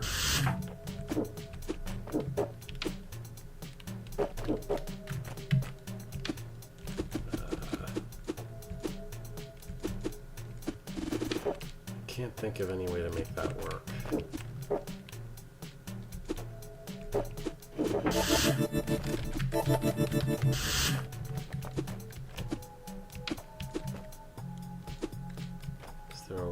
to turn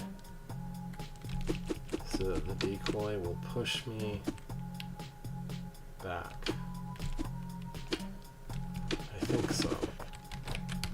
Might be overthinking this. No, then it's too far away if I try to do it that way. So if I were to go, then I could have it push me that way, but not east.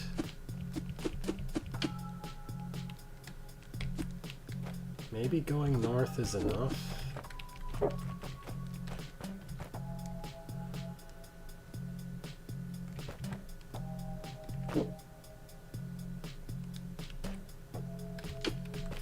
Like if I were to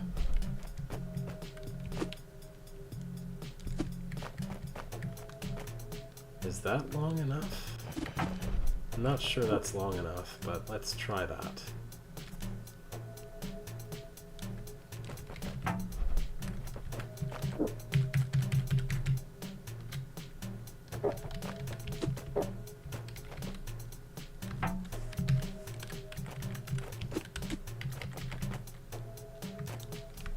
I don't think that's a long enough path, but I'll check just in case I'm wrong.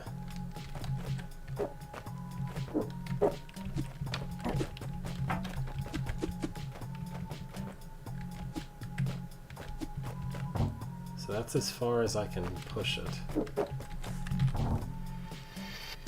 And that is 2 tiles shy of being long enough.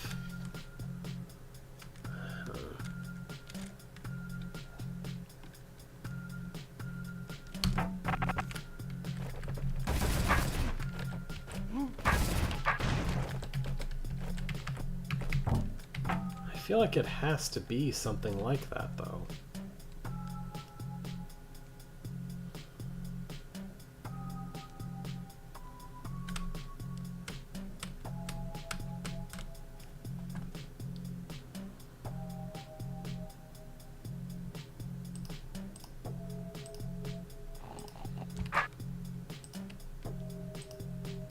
That's 8. I think this is 9. So it's just too much.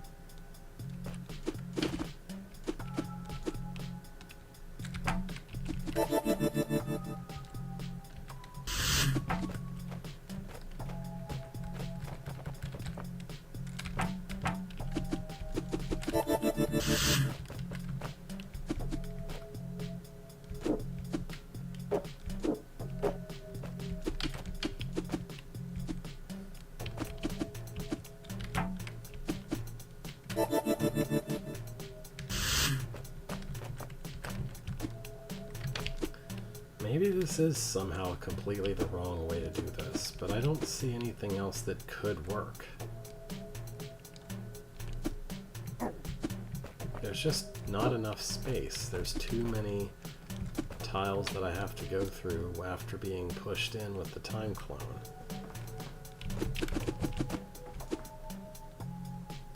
And there's no way to both go north and go west. I mean, I can go north or west, but I can't do both if the only thing I'm doing in between is moving this way. If I'm stuck to moving along this way, then I'm stuck to one side of the decoy and can't go the other way.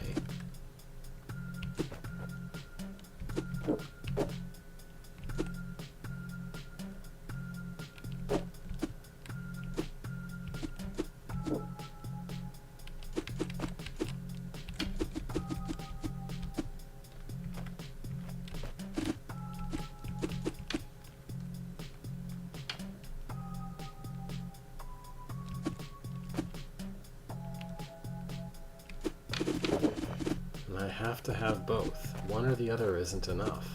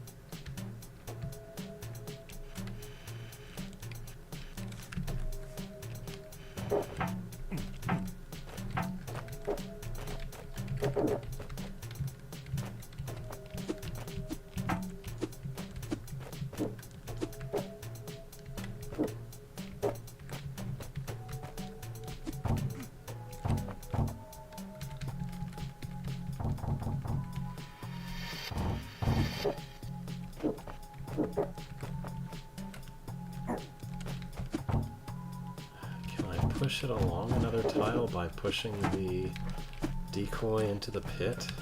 Is that what I have to do?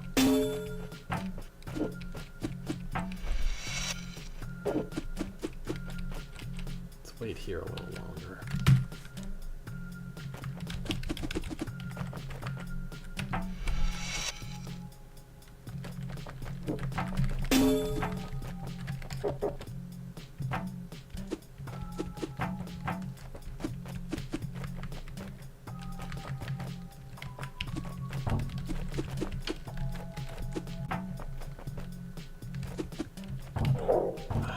Come on.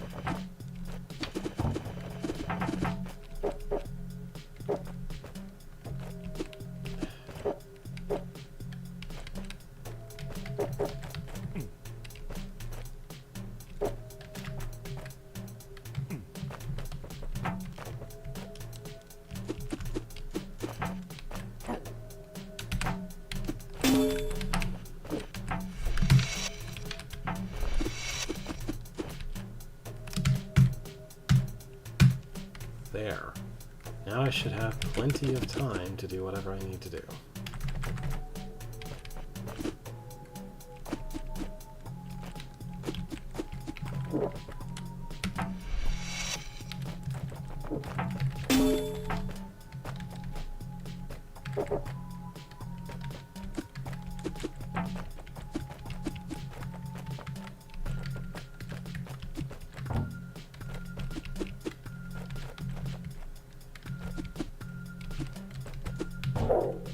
I think that's probably it, because that gives enough space.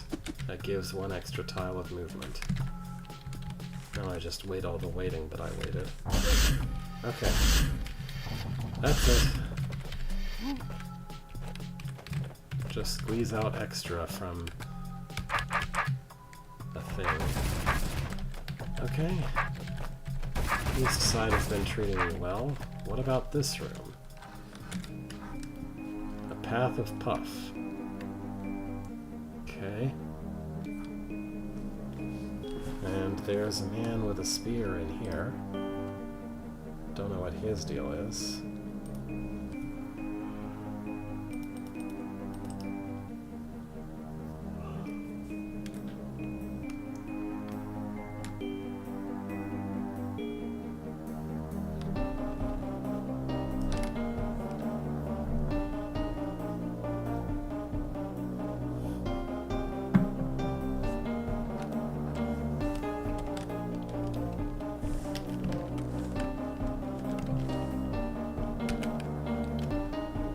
So nothing happens if I just wait. This won't cause any additional spawning or anything. Somehow I need to press that. I guess. Somehow I need to reach this eye.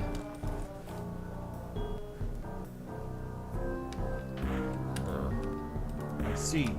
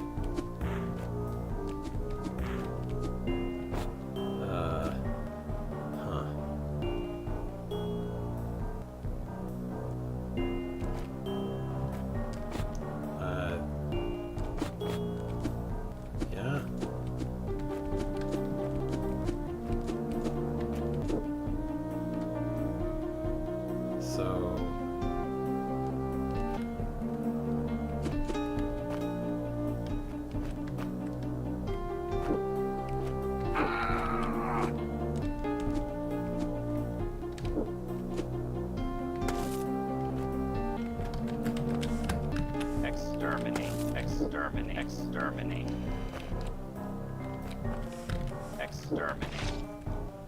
I don't know, do I want him to be there or not?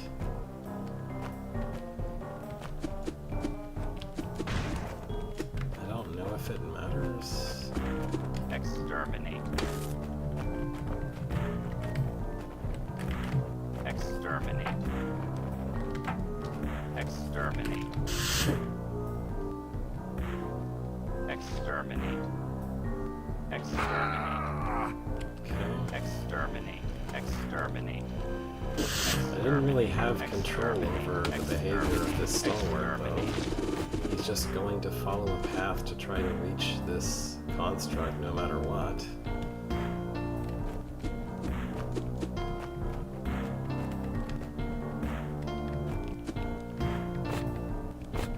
I mean, I guess it'd be nice if he didn't do that, but I don't see any way to prevent him from doing that.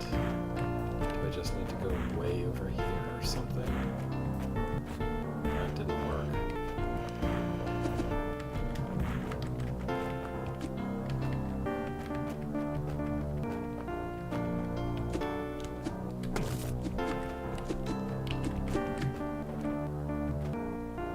Exterminate.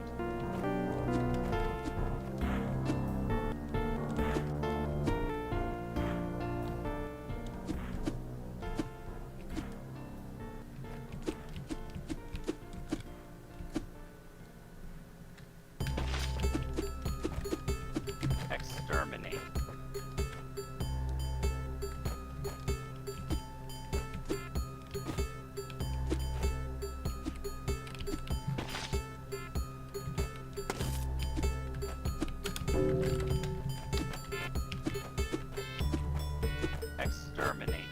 Exterminate.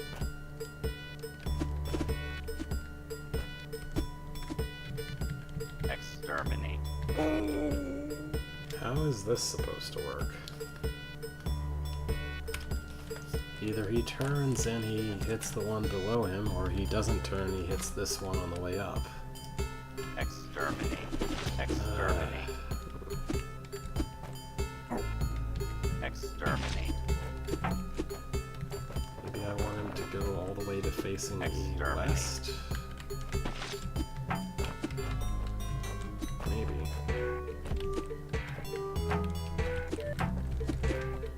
Exterminate. Well, he doesn't want to face west. Exterminate. No matter what I do, he won't face west. Great. Exterminate. Exterminate. Exterminate. There's no other way he could face that would work, though.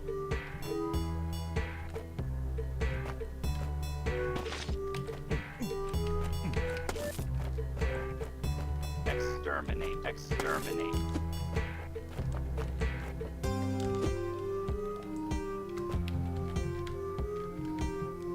Exterminate. Exterminate.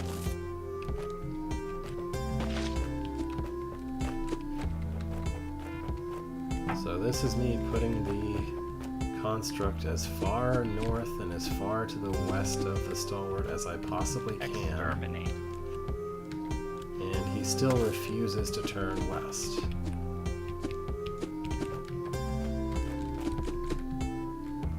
Exterminate. Nope, he's not turning whatsoever. Exterminate. Why is he not turning? Exterminate. Exterminate. Why is he facing completely away from the construct instead of trying to face toward him? This I don't get. Exterminate. Exterminate. Exterminate. Exterminate. Exterminate. Exterminate. Oh sure, now he starts turning, when it's bad to turn. Exterminate. Exterminate. Exterminate.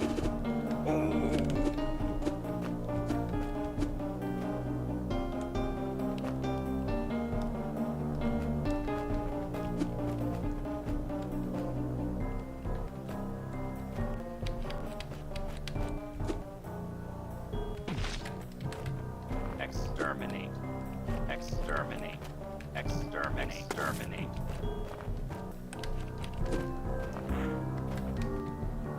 Exterminate. Very fiddly, hard to remember, hard to use rule, honestly. Exterminate. Exterminate.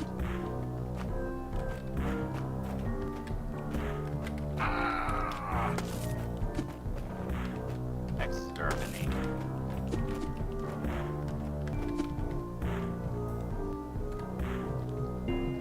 Exterminate. Exterminate.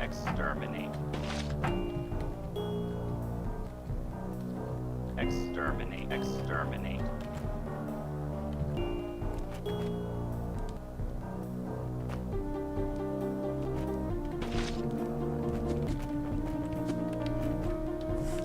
Exterminate. Exterminate.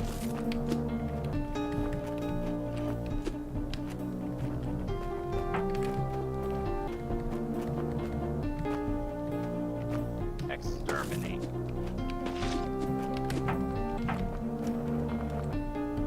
Exterminate. Occasionally I feel like the design philosophy of the later parts of this hold, Exterminate. Exterminate. they can occasionally feel a little bit like someone saying, Exterminate. well, someone else is going to use nukes, so we should too. That's a bit extreme, but Exterminate. Exterminate. something like that.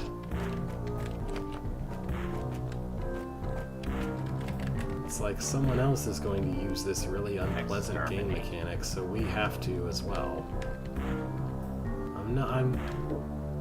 I'm inclined to question whether that really means that you had to. Sometimes. I don't think this is extreme enough to really be an example of that. But I don't know. Exterminate. Will he turn his spear toward that and kill it? Exterminate. Exterminate. Yeah, that works. Okay. Exterminate. Exterminate. Exterminate. Exterminate. Guess that does what I needed to do.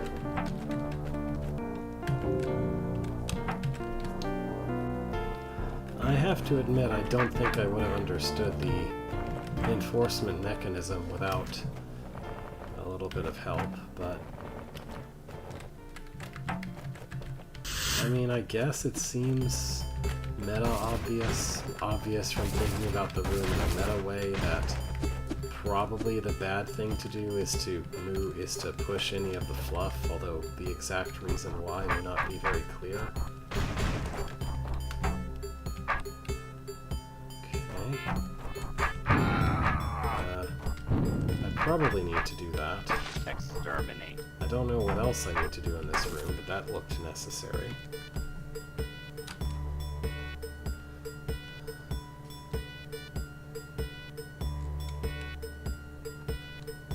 I may need to start this room from the south side. It looks an awful lot like that's the case.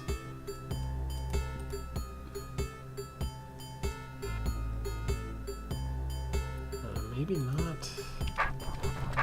Try to understand it before I make any strong guesses.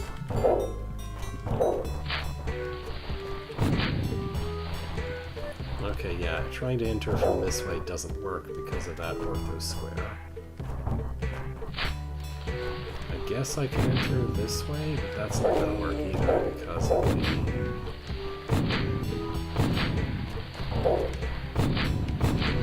construct placement there.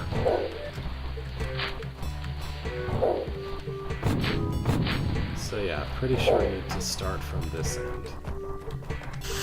Don't know why there's a vision token, but there is one.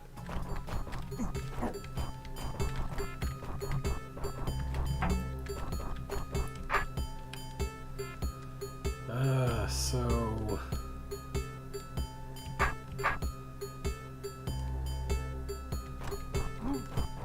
I mean, I need to kill this construct. But...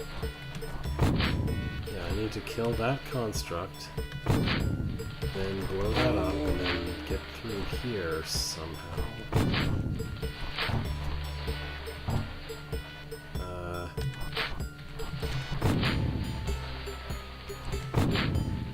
Two turns, so 3 turns later.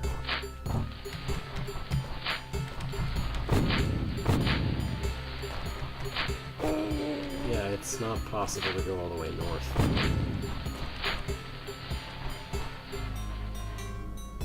Maybe I waited too long? No.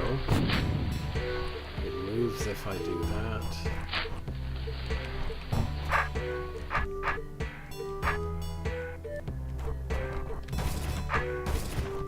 There's broken walls and a tunnel here for some reason. What is this vision token supposed to help with?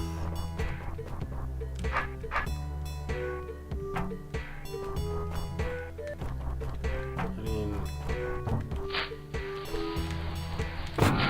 that can't be useful. That just makes even more deadly things that are directly in my way.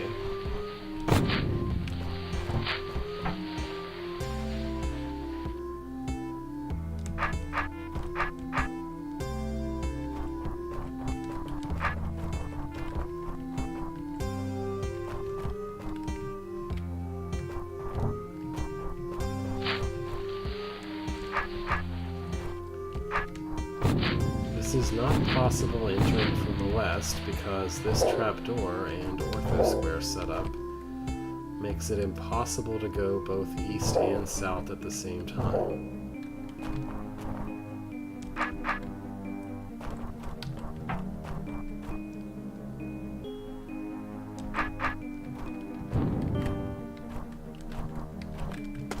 Coming from the east, you can kill this construct, but this makes it impossible to go south, because now there's no way to go there. So you have to start this room from the south. Nothing else is going to work.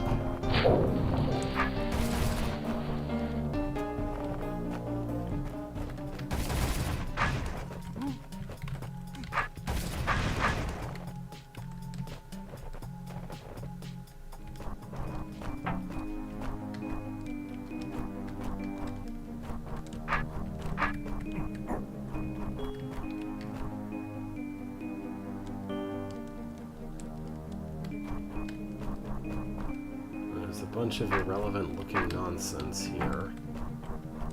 I'm confident that I'm not supposed to enter this room disarmed because there's no way I could ever reach this construct if I did that. There are nowhere near enough kegs, and there's also no actual way to make them useful.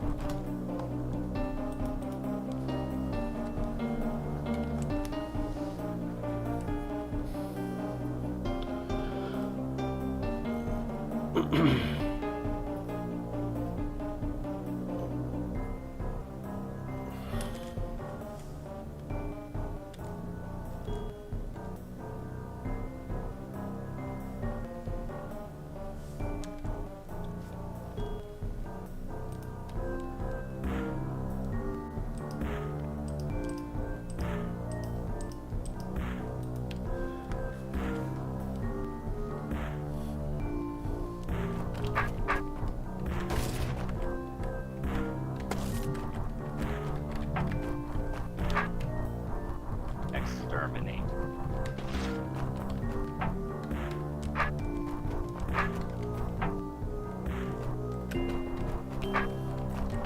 Exterminate.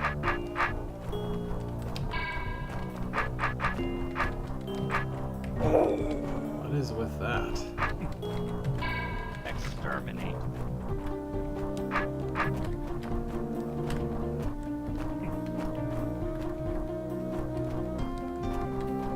Exterminate.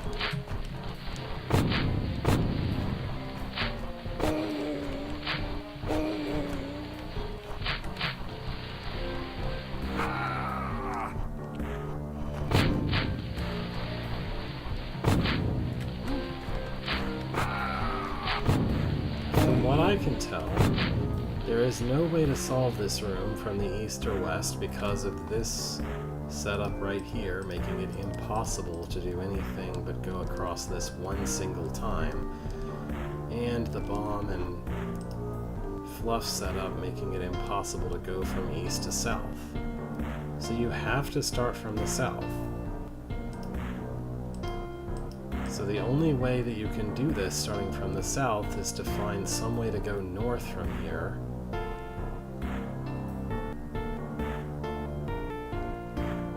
But this setup doesn't let you do that either. Even with the help of however many powder, well, even with the help of the one powder keg that you can push through here, there's no way to survive the fluff the puffs that appear after blowing up the fluff. Because the one place you really need to blow up is up here, and there's no way to reach that. Here you make 4 of them, which would be useful if you could make them bundle into one, but there's no way to go anywhere to manipulate them into doing that.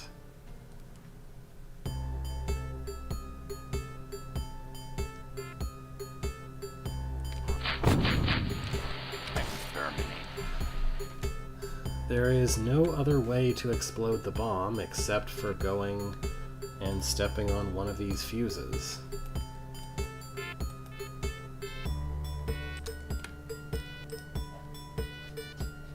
The only other option there even could be would be to somehow do it with the kegs, but again, trying to push a keg up here just doesn't work.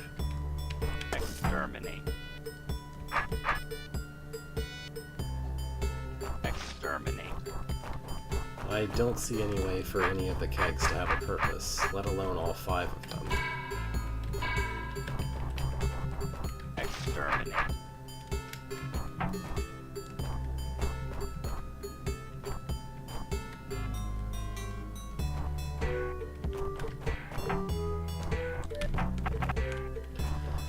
Well, from meta-analysis, the only other thing that I can do in this part of the room is try to blow up this large, useless-looking blob of fluff, which doesn't do anything for me, but I can do that by having the construct push a keg onto the fire trap.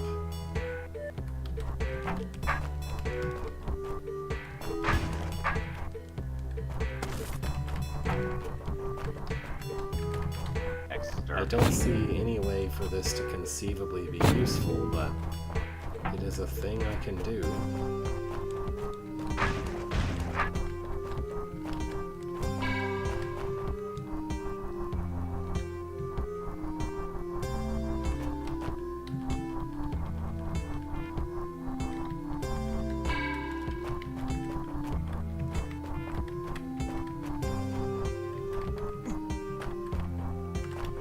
I don't think making a larger blob there is particularly useful. Not unless I can put the additional piece there, but there's no way to do that with this geometry, as far as I can tell.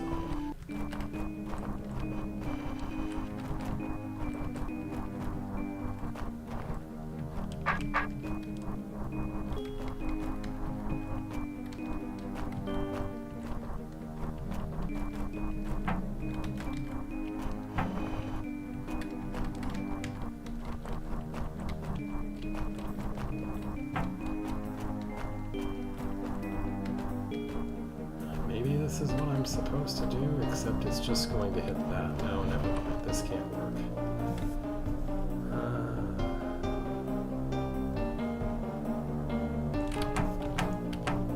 I suppose I could blow up less of this blob and hope that does something useful.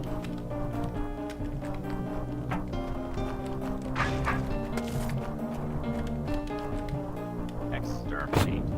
That makes 2 of them. Maybe that's more helpful somehow? I guess if I do exactly the same thing as before, then one of them will become the corner of this blob, and the other one could be the corner of the other blob. If it would work that way. So, maybe that is all I'm supposed to do.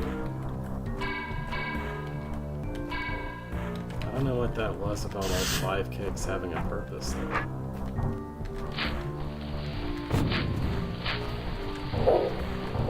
Seems like I only needed some of them.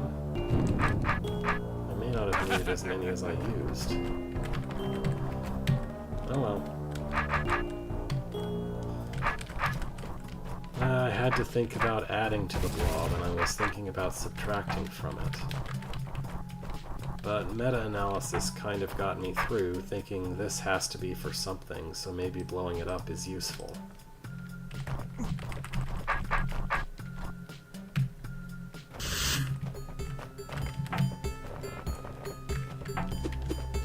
Makes sense. I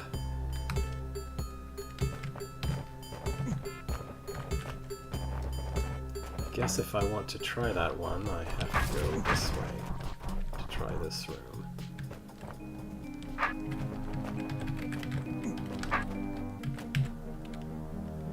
Alright. This is nice and compact. That either means it's relatively easy or it's a nightmare. We'll see which one.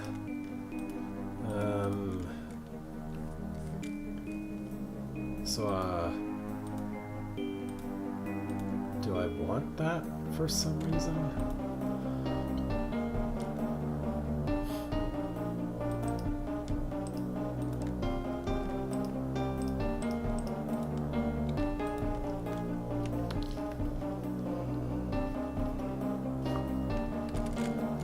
Okay. Well, this toggles that. This lets a guy come in. I need to go hit that with a sword at some point, somehow. This is a trapdoor with a stick token.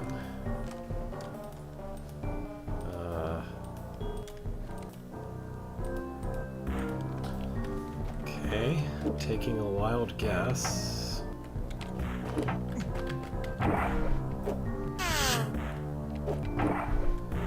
No. Probably not then.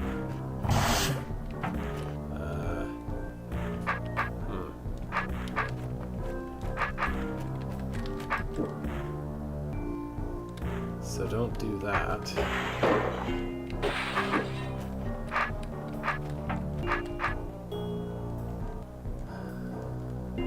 Do I want to spawn a guy or not?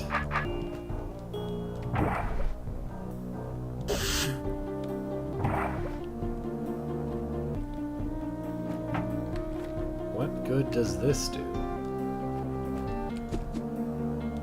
All my enemies are rocks. The fluff can't help me here.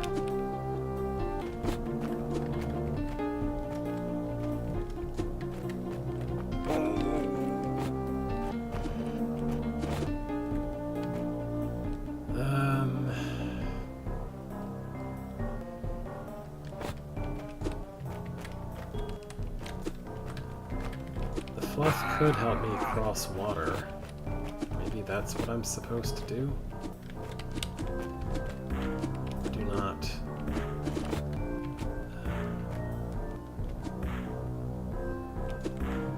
I don't know how these are going to react when there's a B-throw on that tile. And he can't really move from there. I don't think. At least not very far. I think I need that horn for something. What a great room to not have a speed potion in. That will let me take back a sword. Great.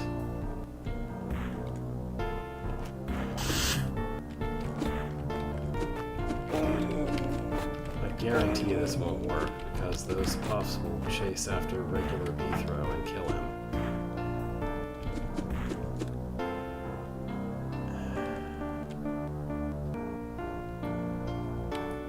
I'd also really need to have the other spot covered somehow.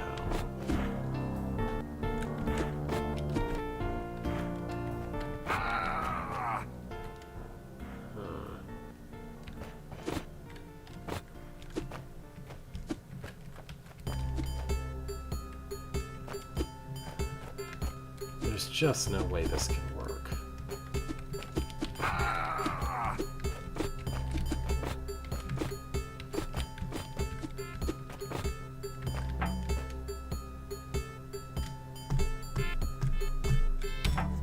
Maybe I can avoid activating the time token until after I fix the fluffs?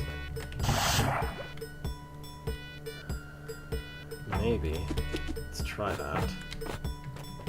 I have a feeling that won't work, but...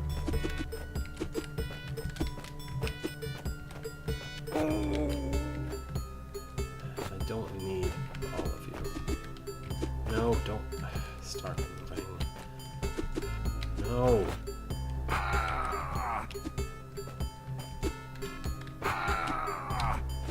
Could you please just please?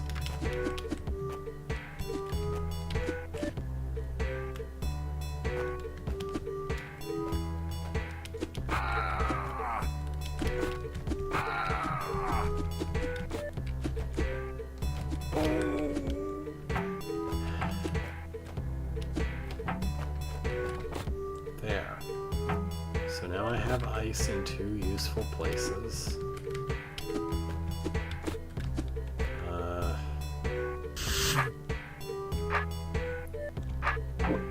This should work, right?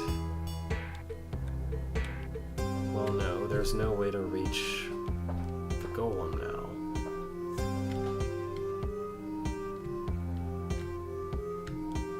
So I could hit the horn to get a soldier in here.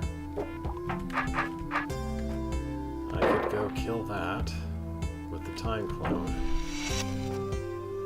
But there's no way for anyone. Are you kidding me?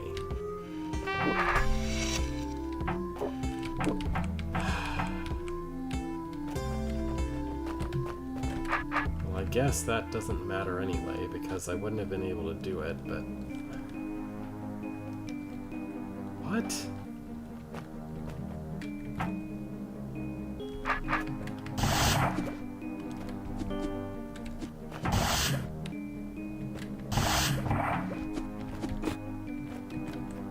It may not have been as bad as I was feeling like it was, though.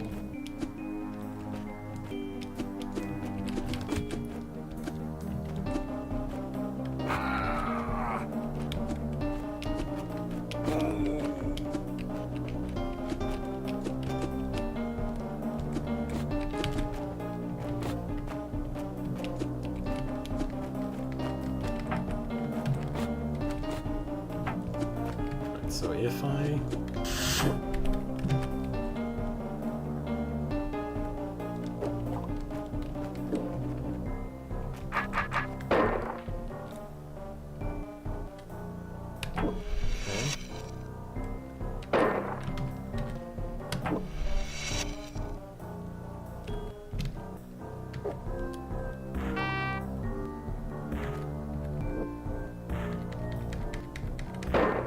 Sure. But there's no way to reach the other golem if I did that. Never mind the fact someone has to be standing here to let me out.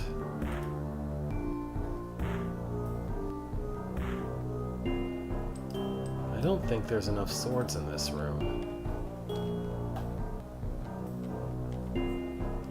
Soldier would be standing on a force arrow. The time clone would be standing on a force arrow. There's no one who could stand here.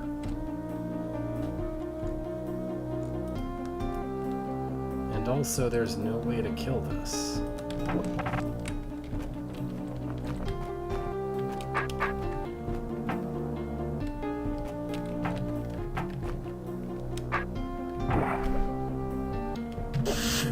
The only possible, conceivable way to successfully kill that rock golem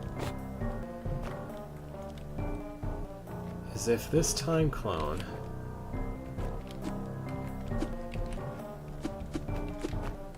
does this and somehow miraculously regular Beethrow doesn't die from it. Which I don't think is possible, because regular Beethrow can only be in one of two places, both of which are much closer to these puffballs than the time clone or anything else is going to be.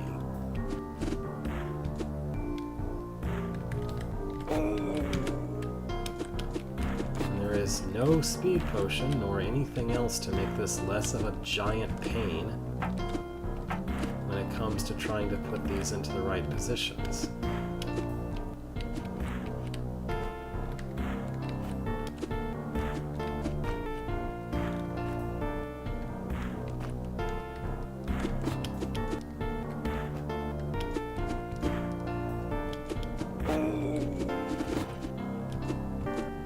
There's no way I'm supposed to just blind manipulate these across a time clone.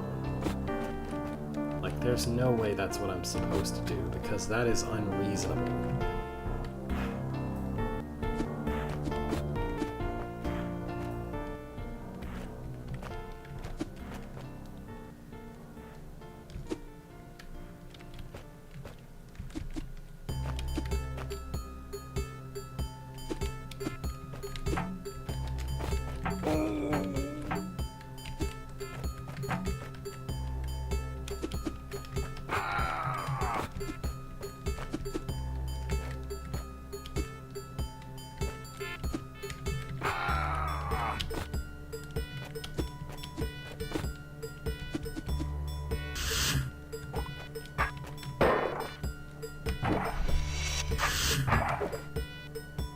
can't possibly be right. Yep, this is unsurvivable. Cool.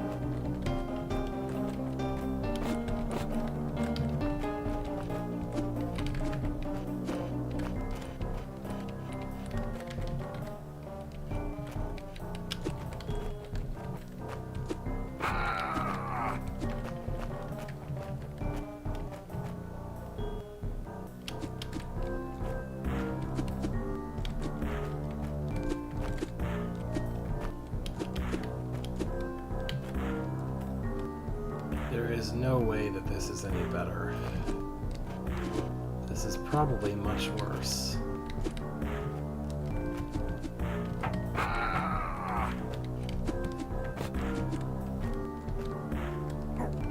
It certainly feels much worse to try to do.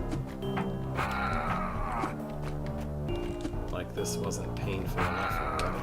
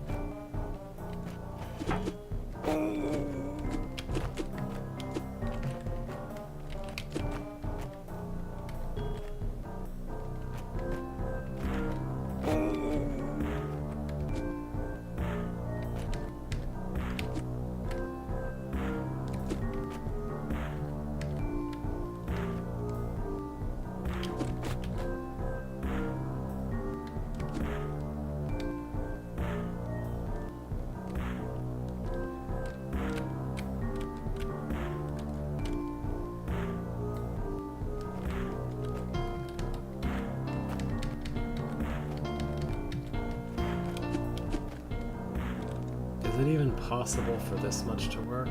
Let's see.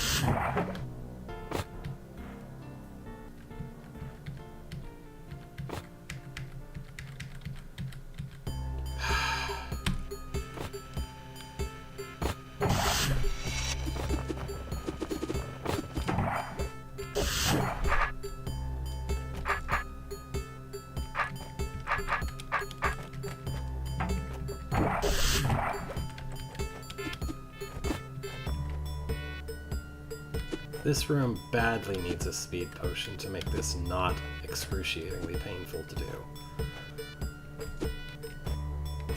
Maybe that breaks the puzzle somehow, but I still say it needs one.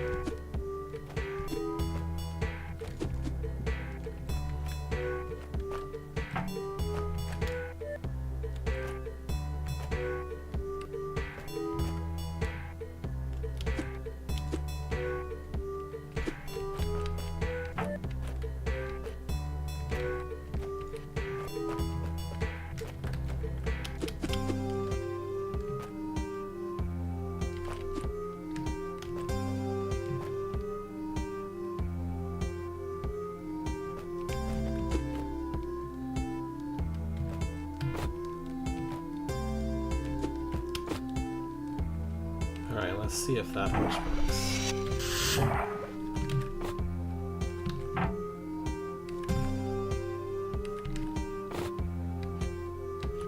Miraculously, that does work. Okay.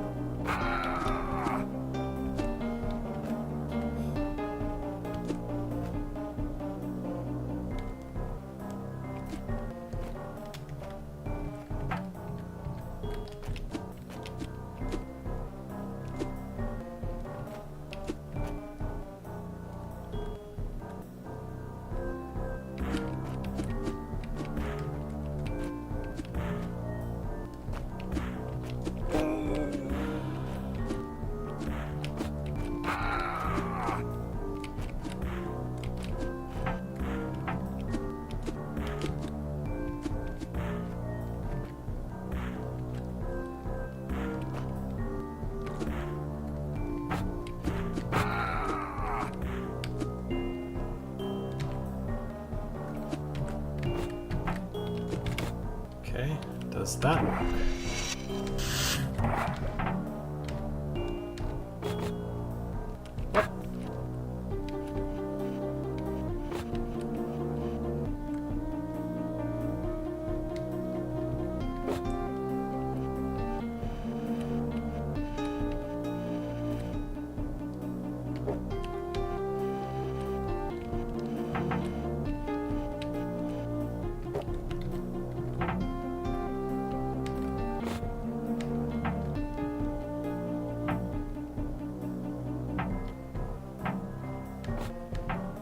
That does not work.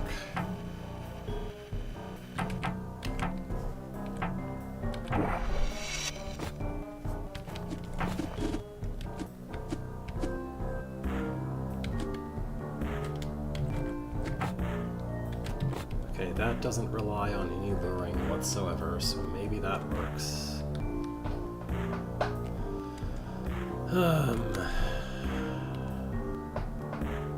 I still have a problem because the time clone has to have a sword.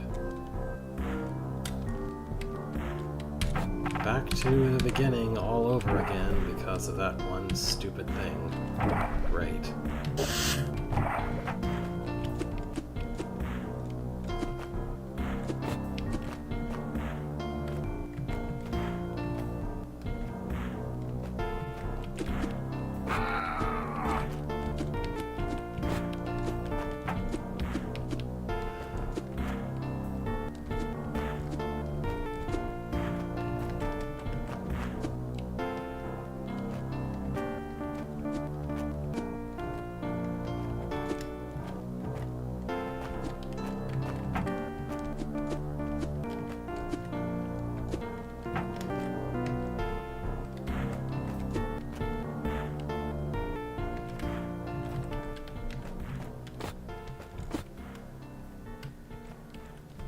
Okay, does that work?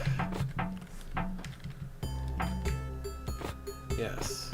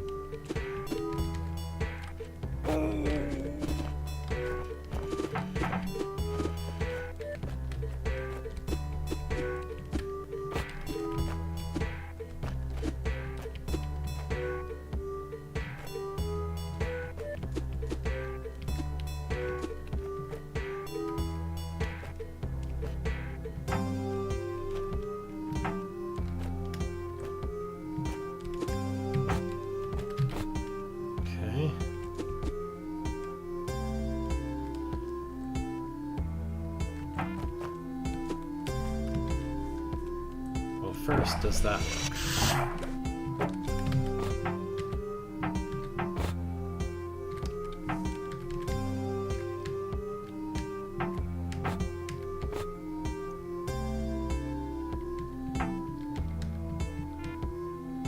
Looks like it does.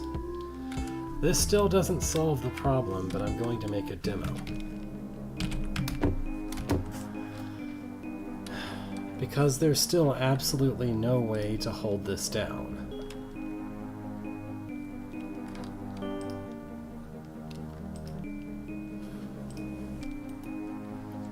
The time clone has to go take the sword, stab this rock golem. And the time clone probably also has to put this mirror here, so that this doesn't get permanently closed when the soldier kills this golem. So there is absolutely nothing in the room that can hold this plate down.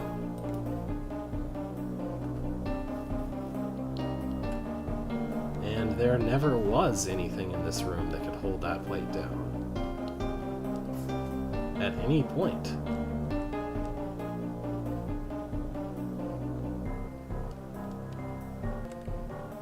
So I don't know what I'm supposed to do about that.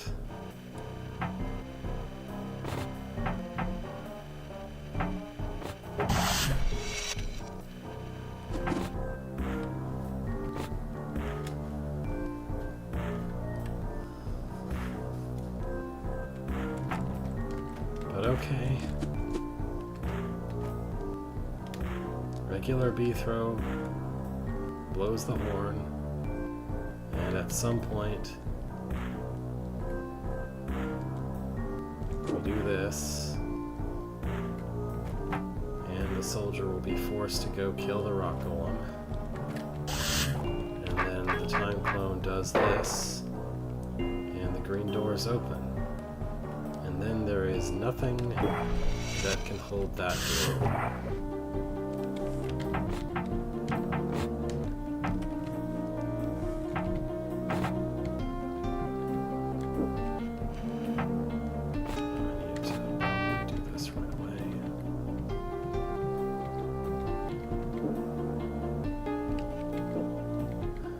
Maybe I don't have to push. No, I have to hold that down.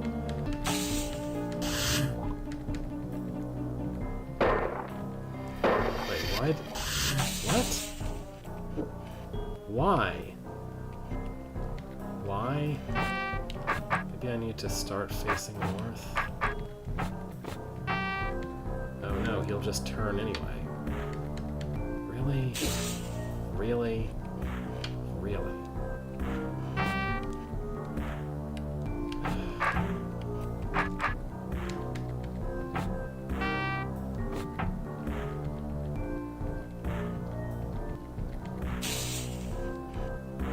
This is terrible.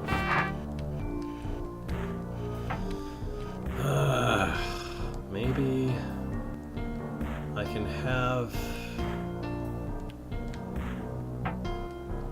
Maybe I can start the soldier facing north,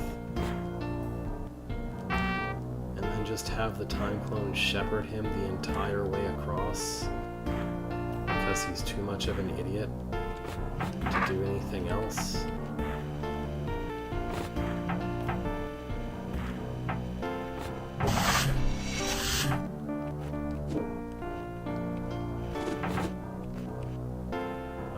This is too far back.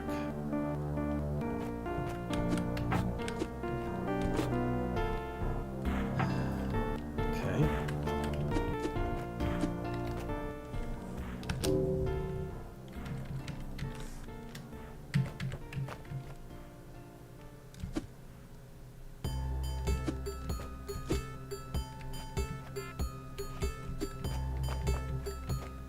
Did that work?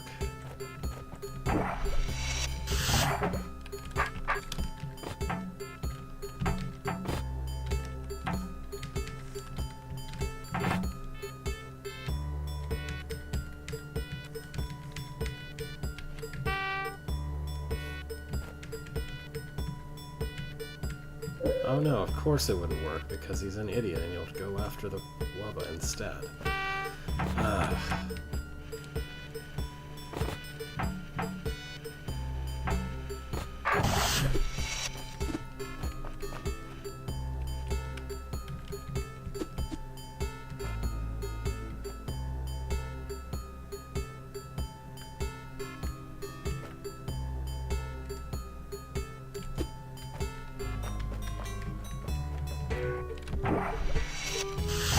I love having to wait 300 turns in between every time I'm trying to check if one thing will work.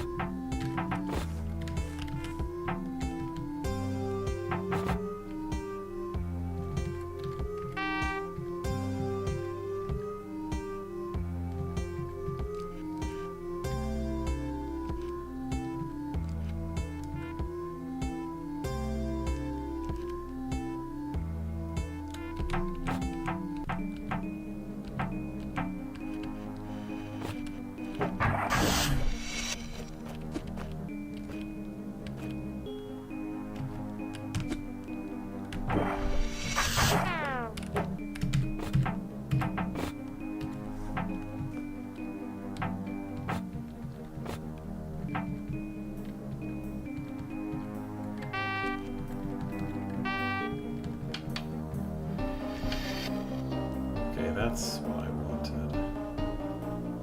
Maybe. And then go north.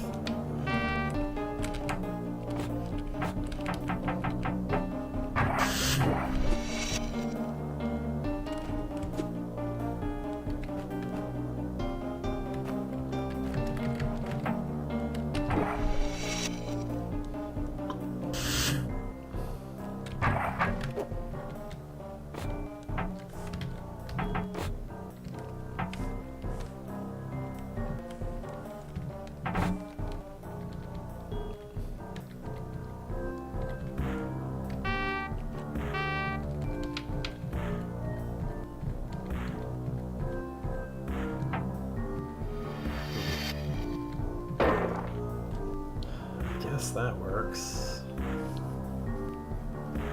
And I guess that...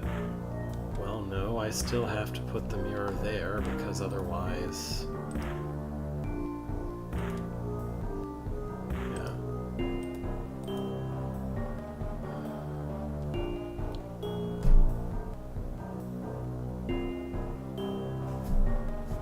Well, putting him there means the time clone can't go through.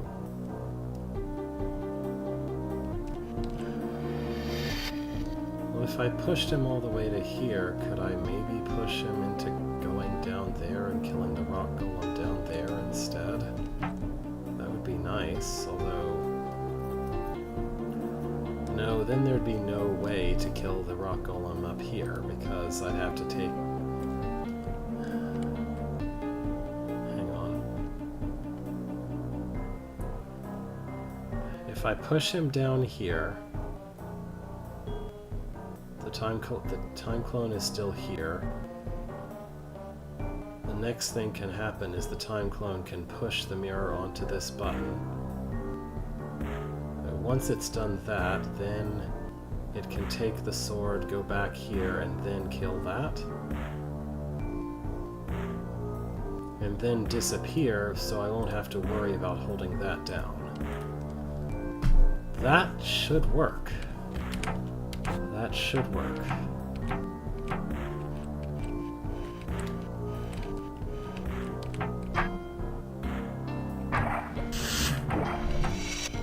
Okay, so you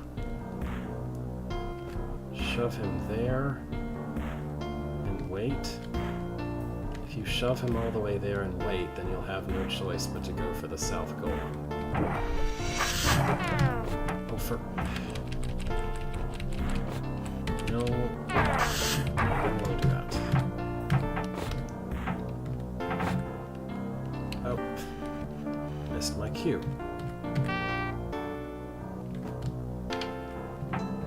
Shove him there and wait. He has to go do that. Okay, good.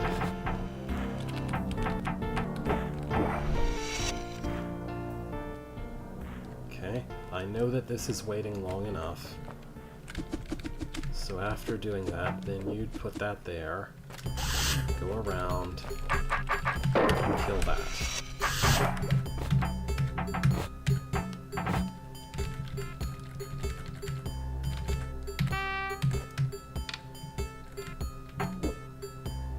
Oh. Did I... Yeah, no. I have to remember that the mirror will be in a different place, so I have to sync that up. But other than that, this should work. Okay, so instead of... Yeah, so you just finished waiting around here. We're just going to resync where the mirror is with where it will be.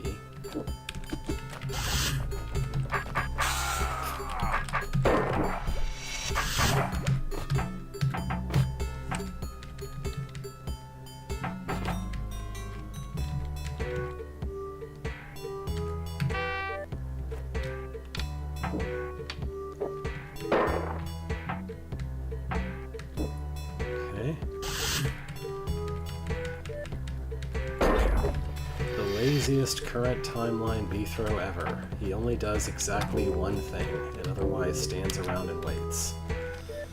Oh, what a room. Honestly, it would have been fine if I had a speed potion. If manipulating the puffs was not so excruciatingly painful, the rest of the room is a neat thing to try to figure out.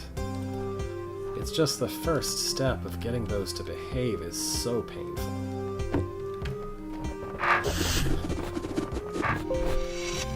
I mean, I get it. The idea is you have to not rely on them being attracted to regular B-throw, but so much else is attached to this.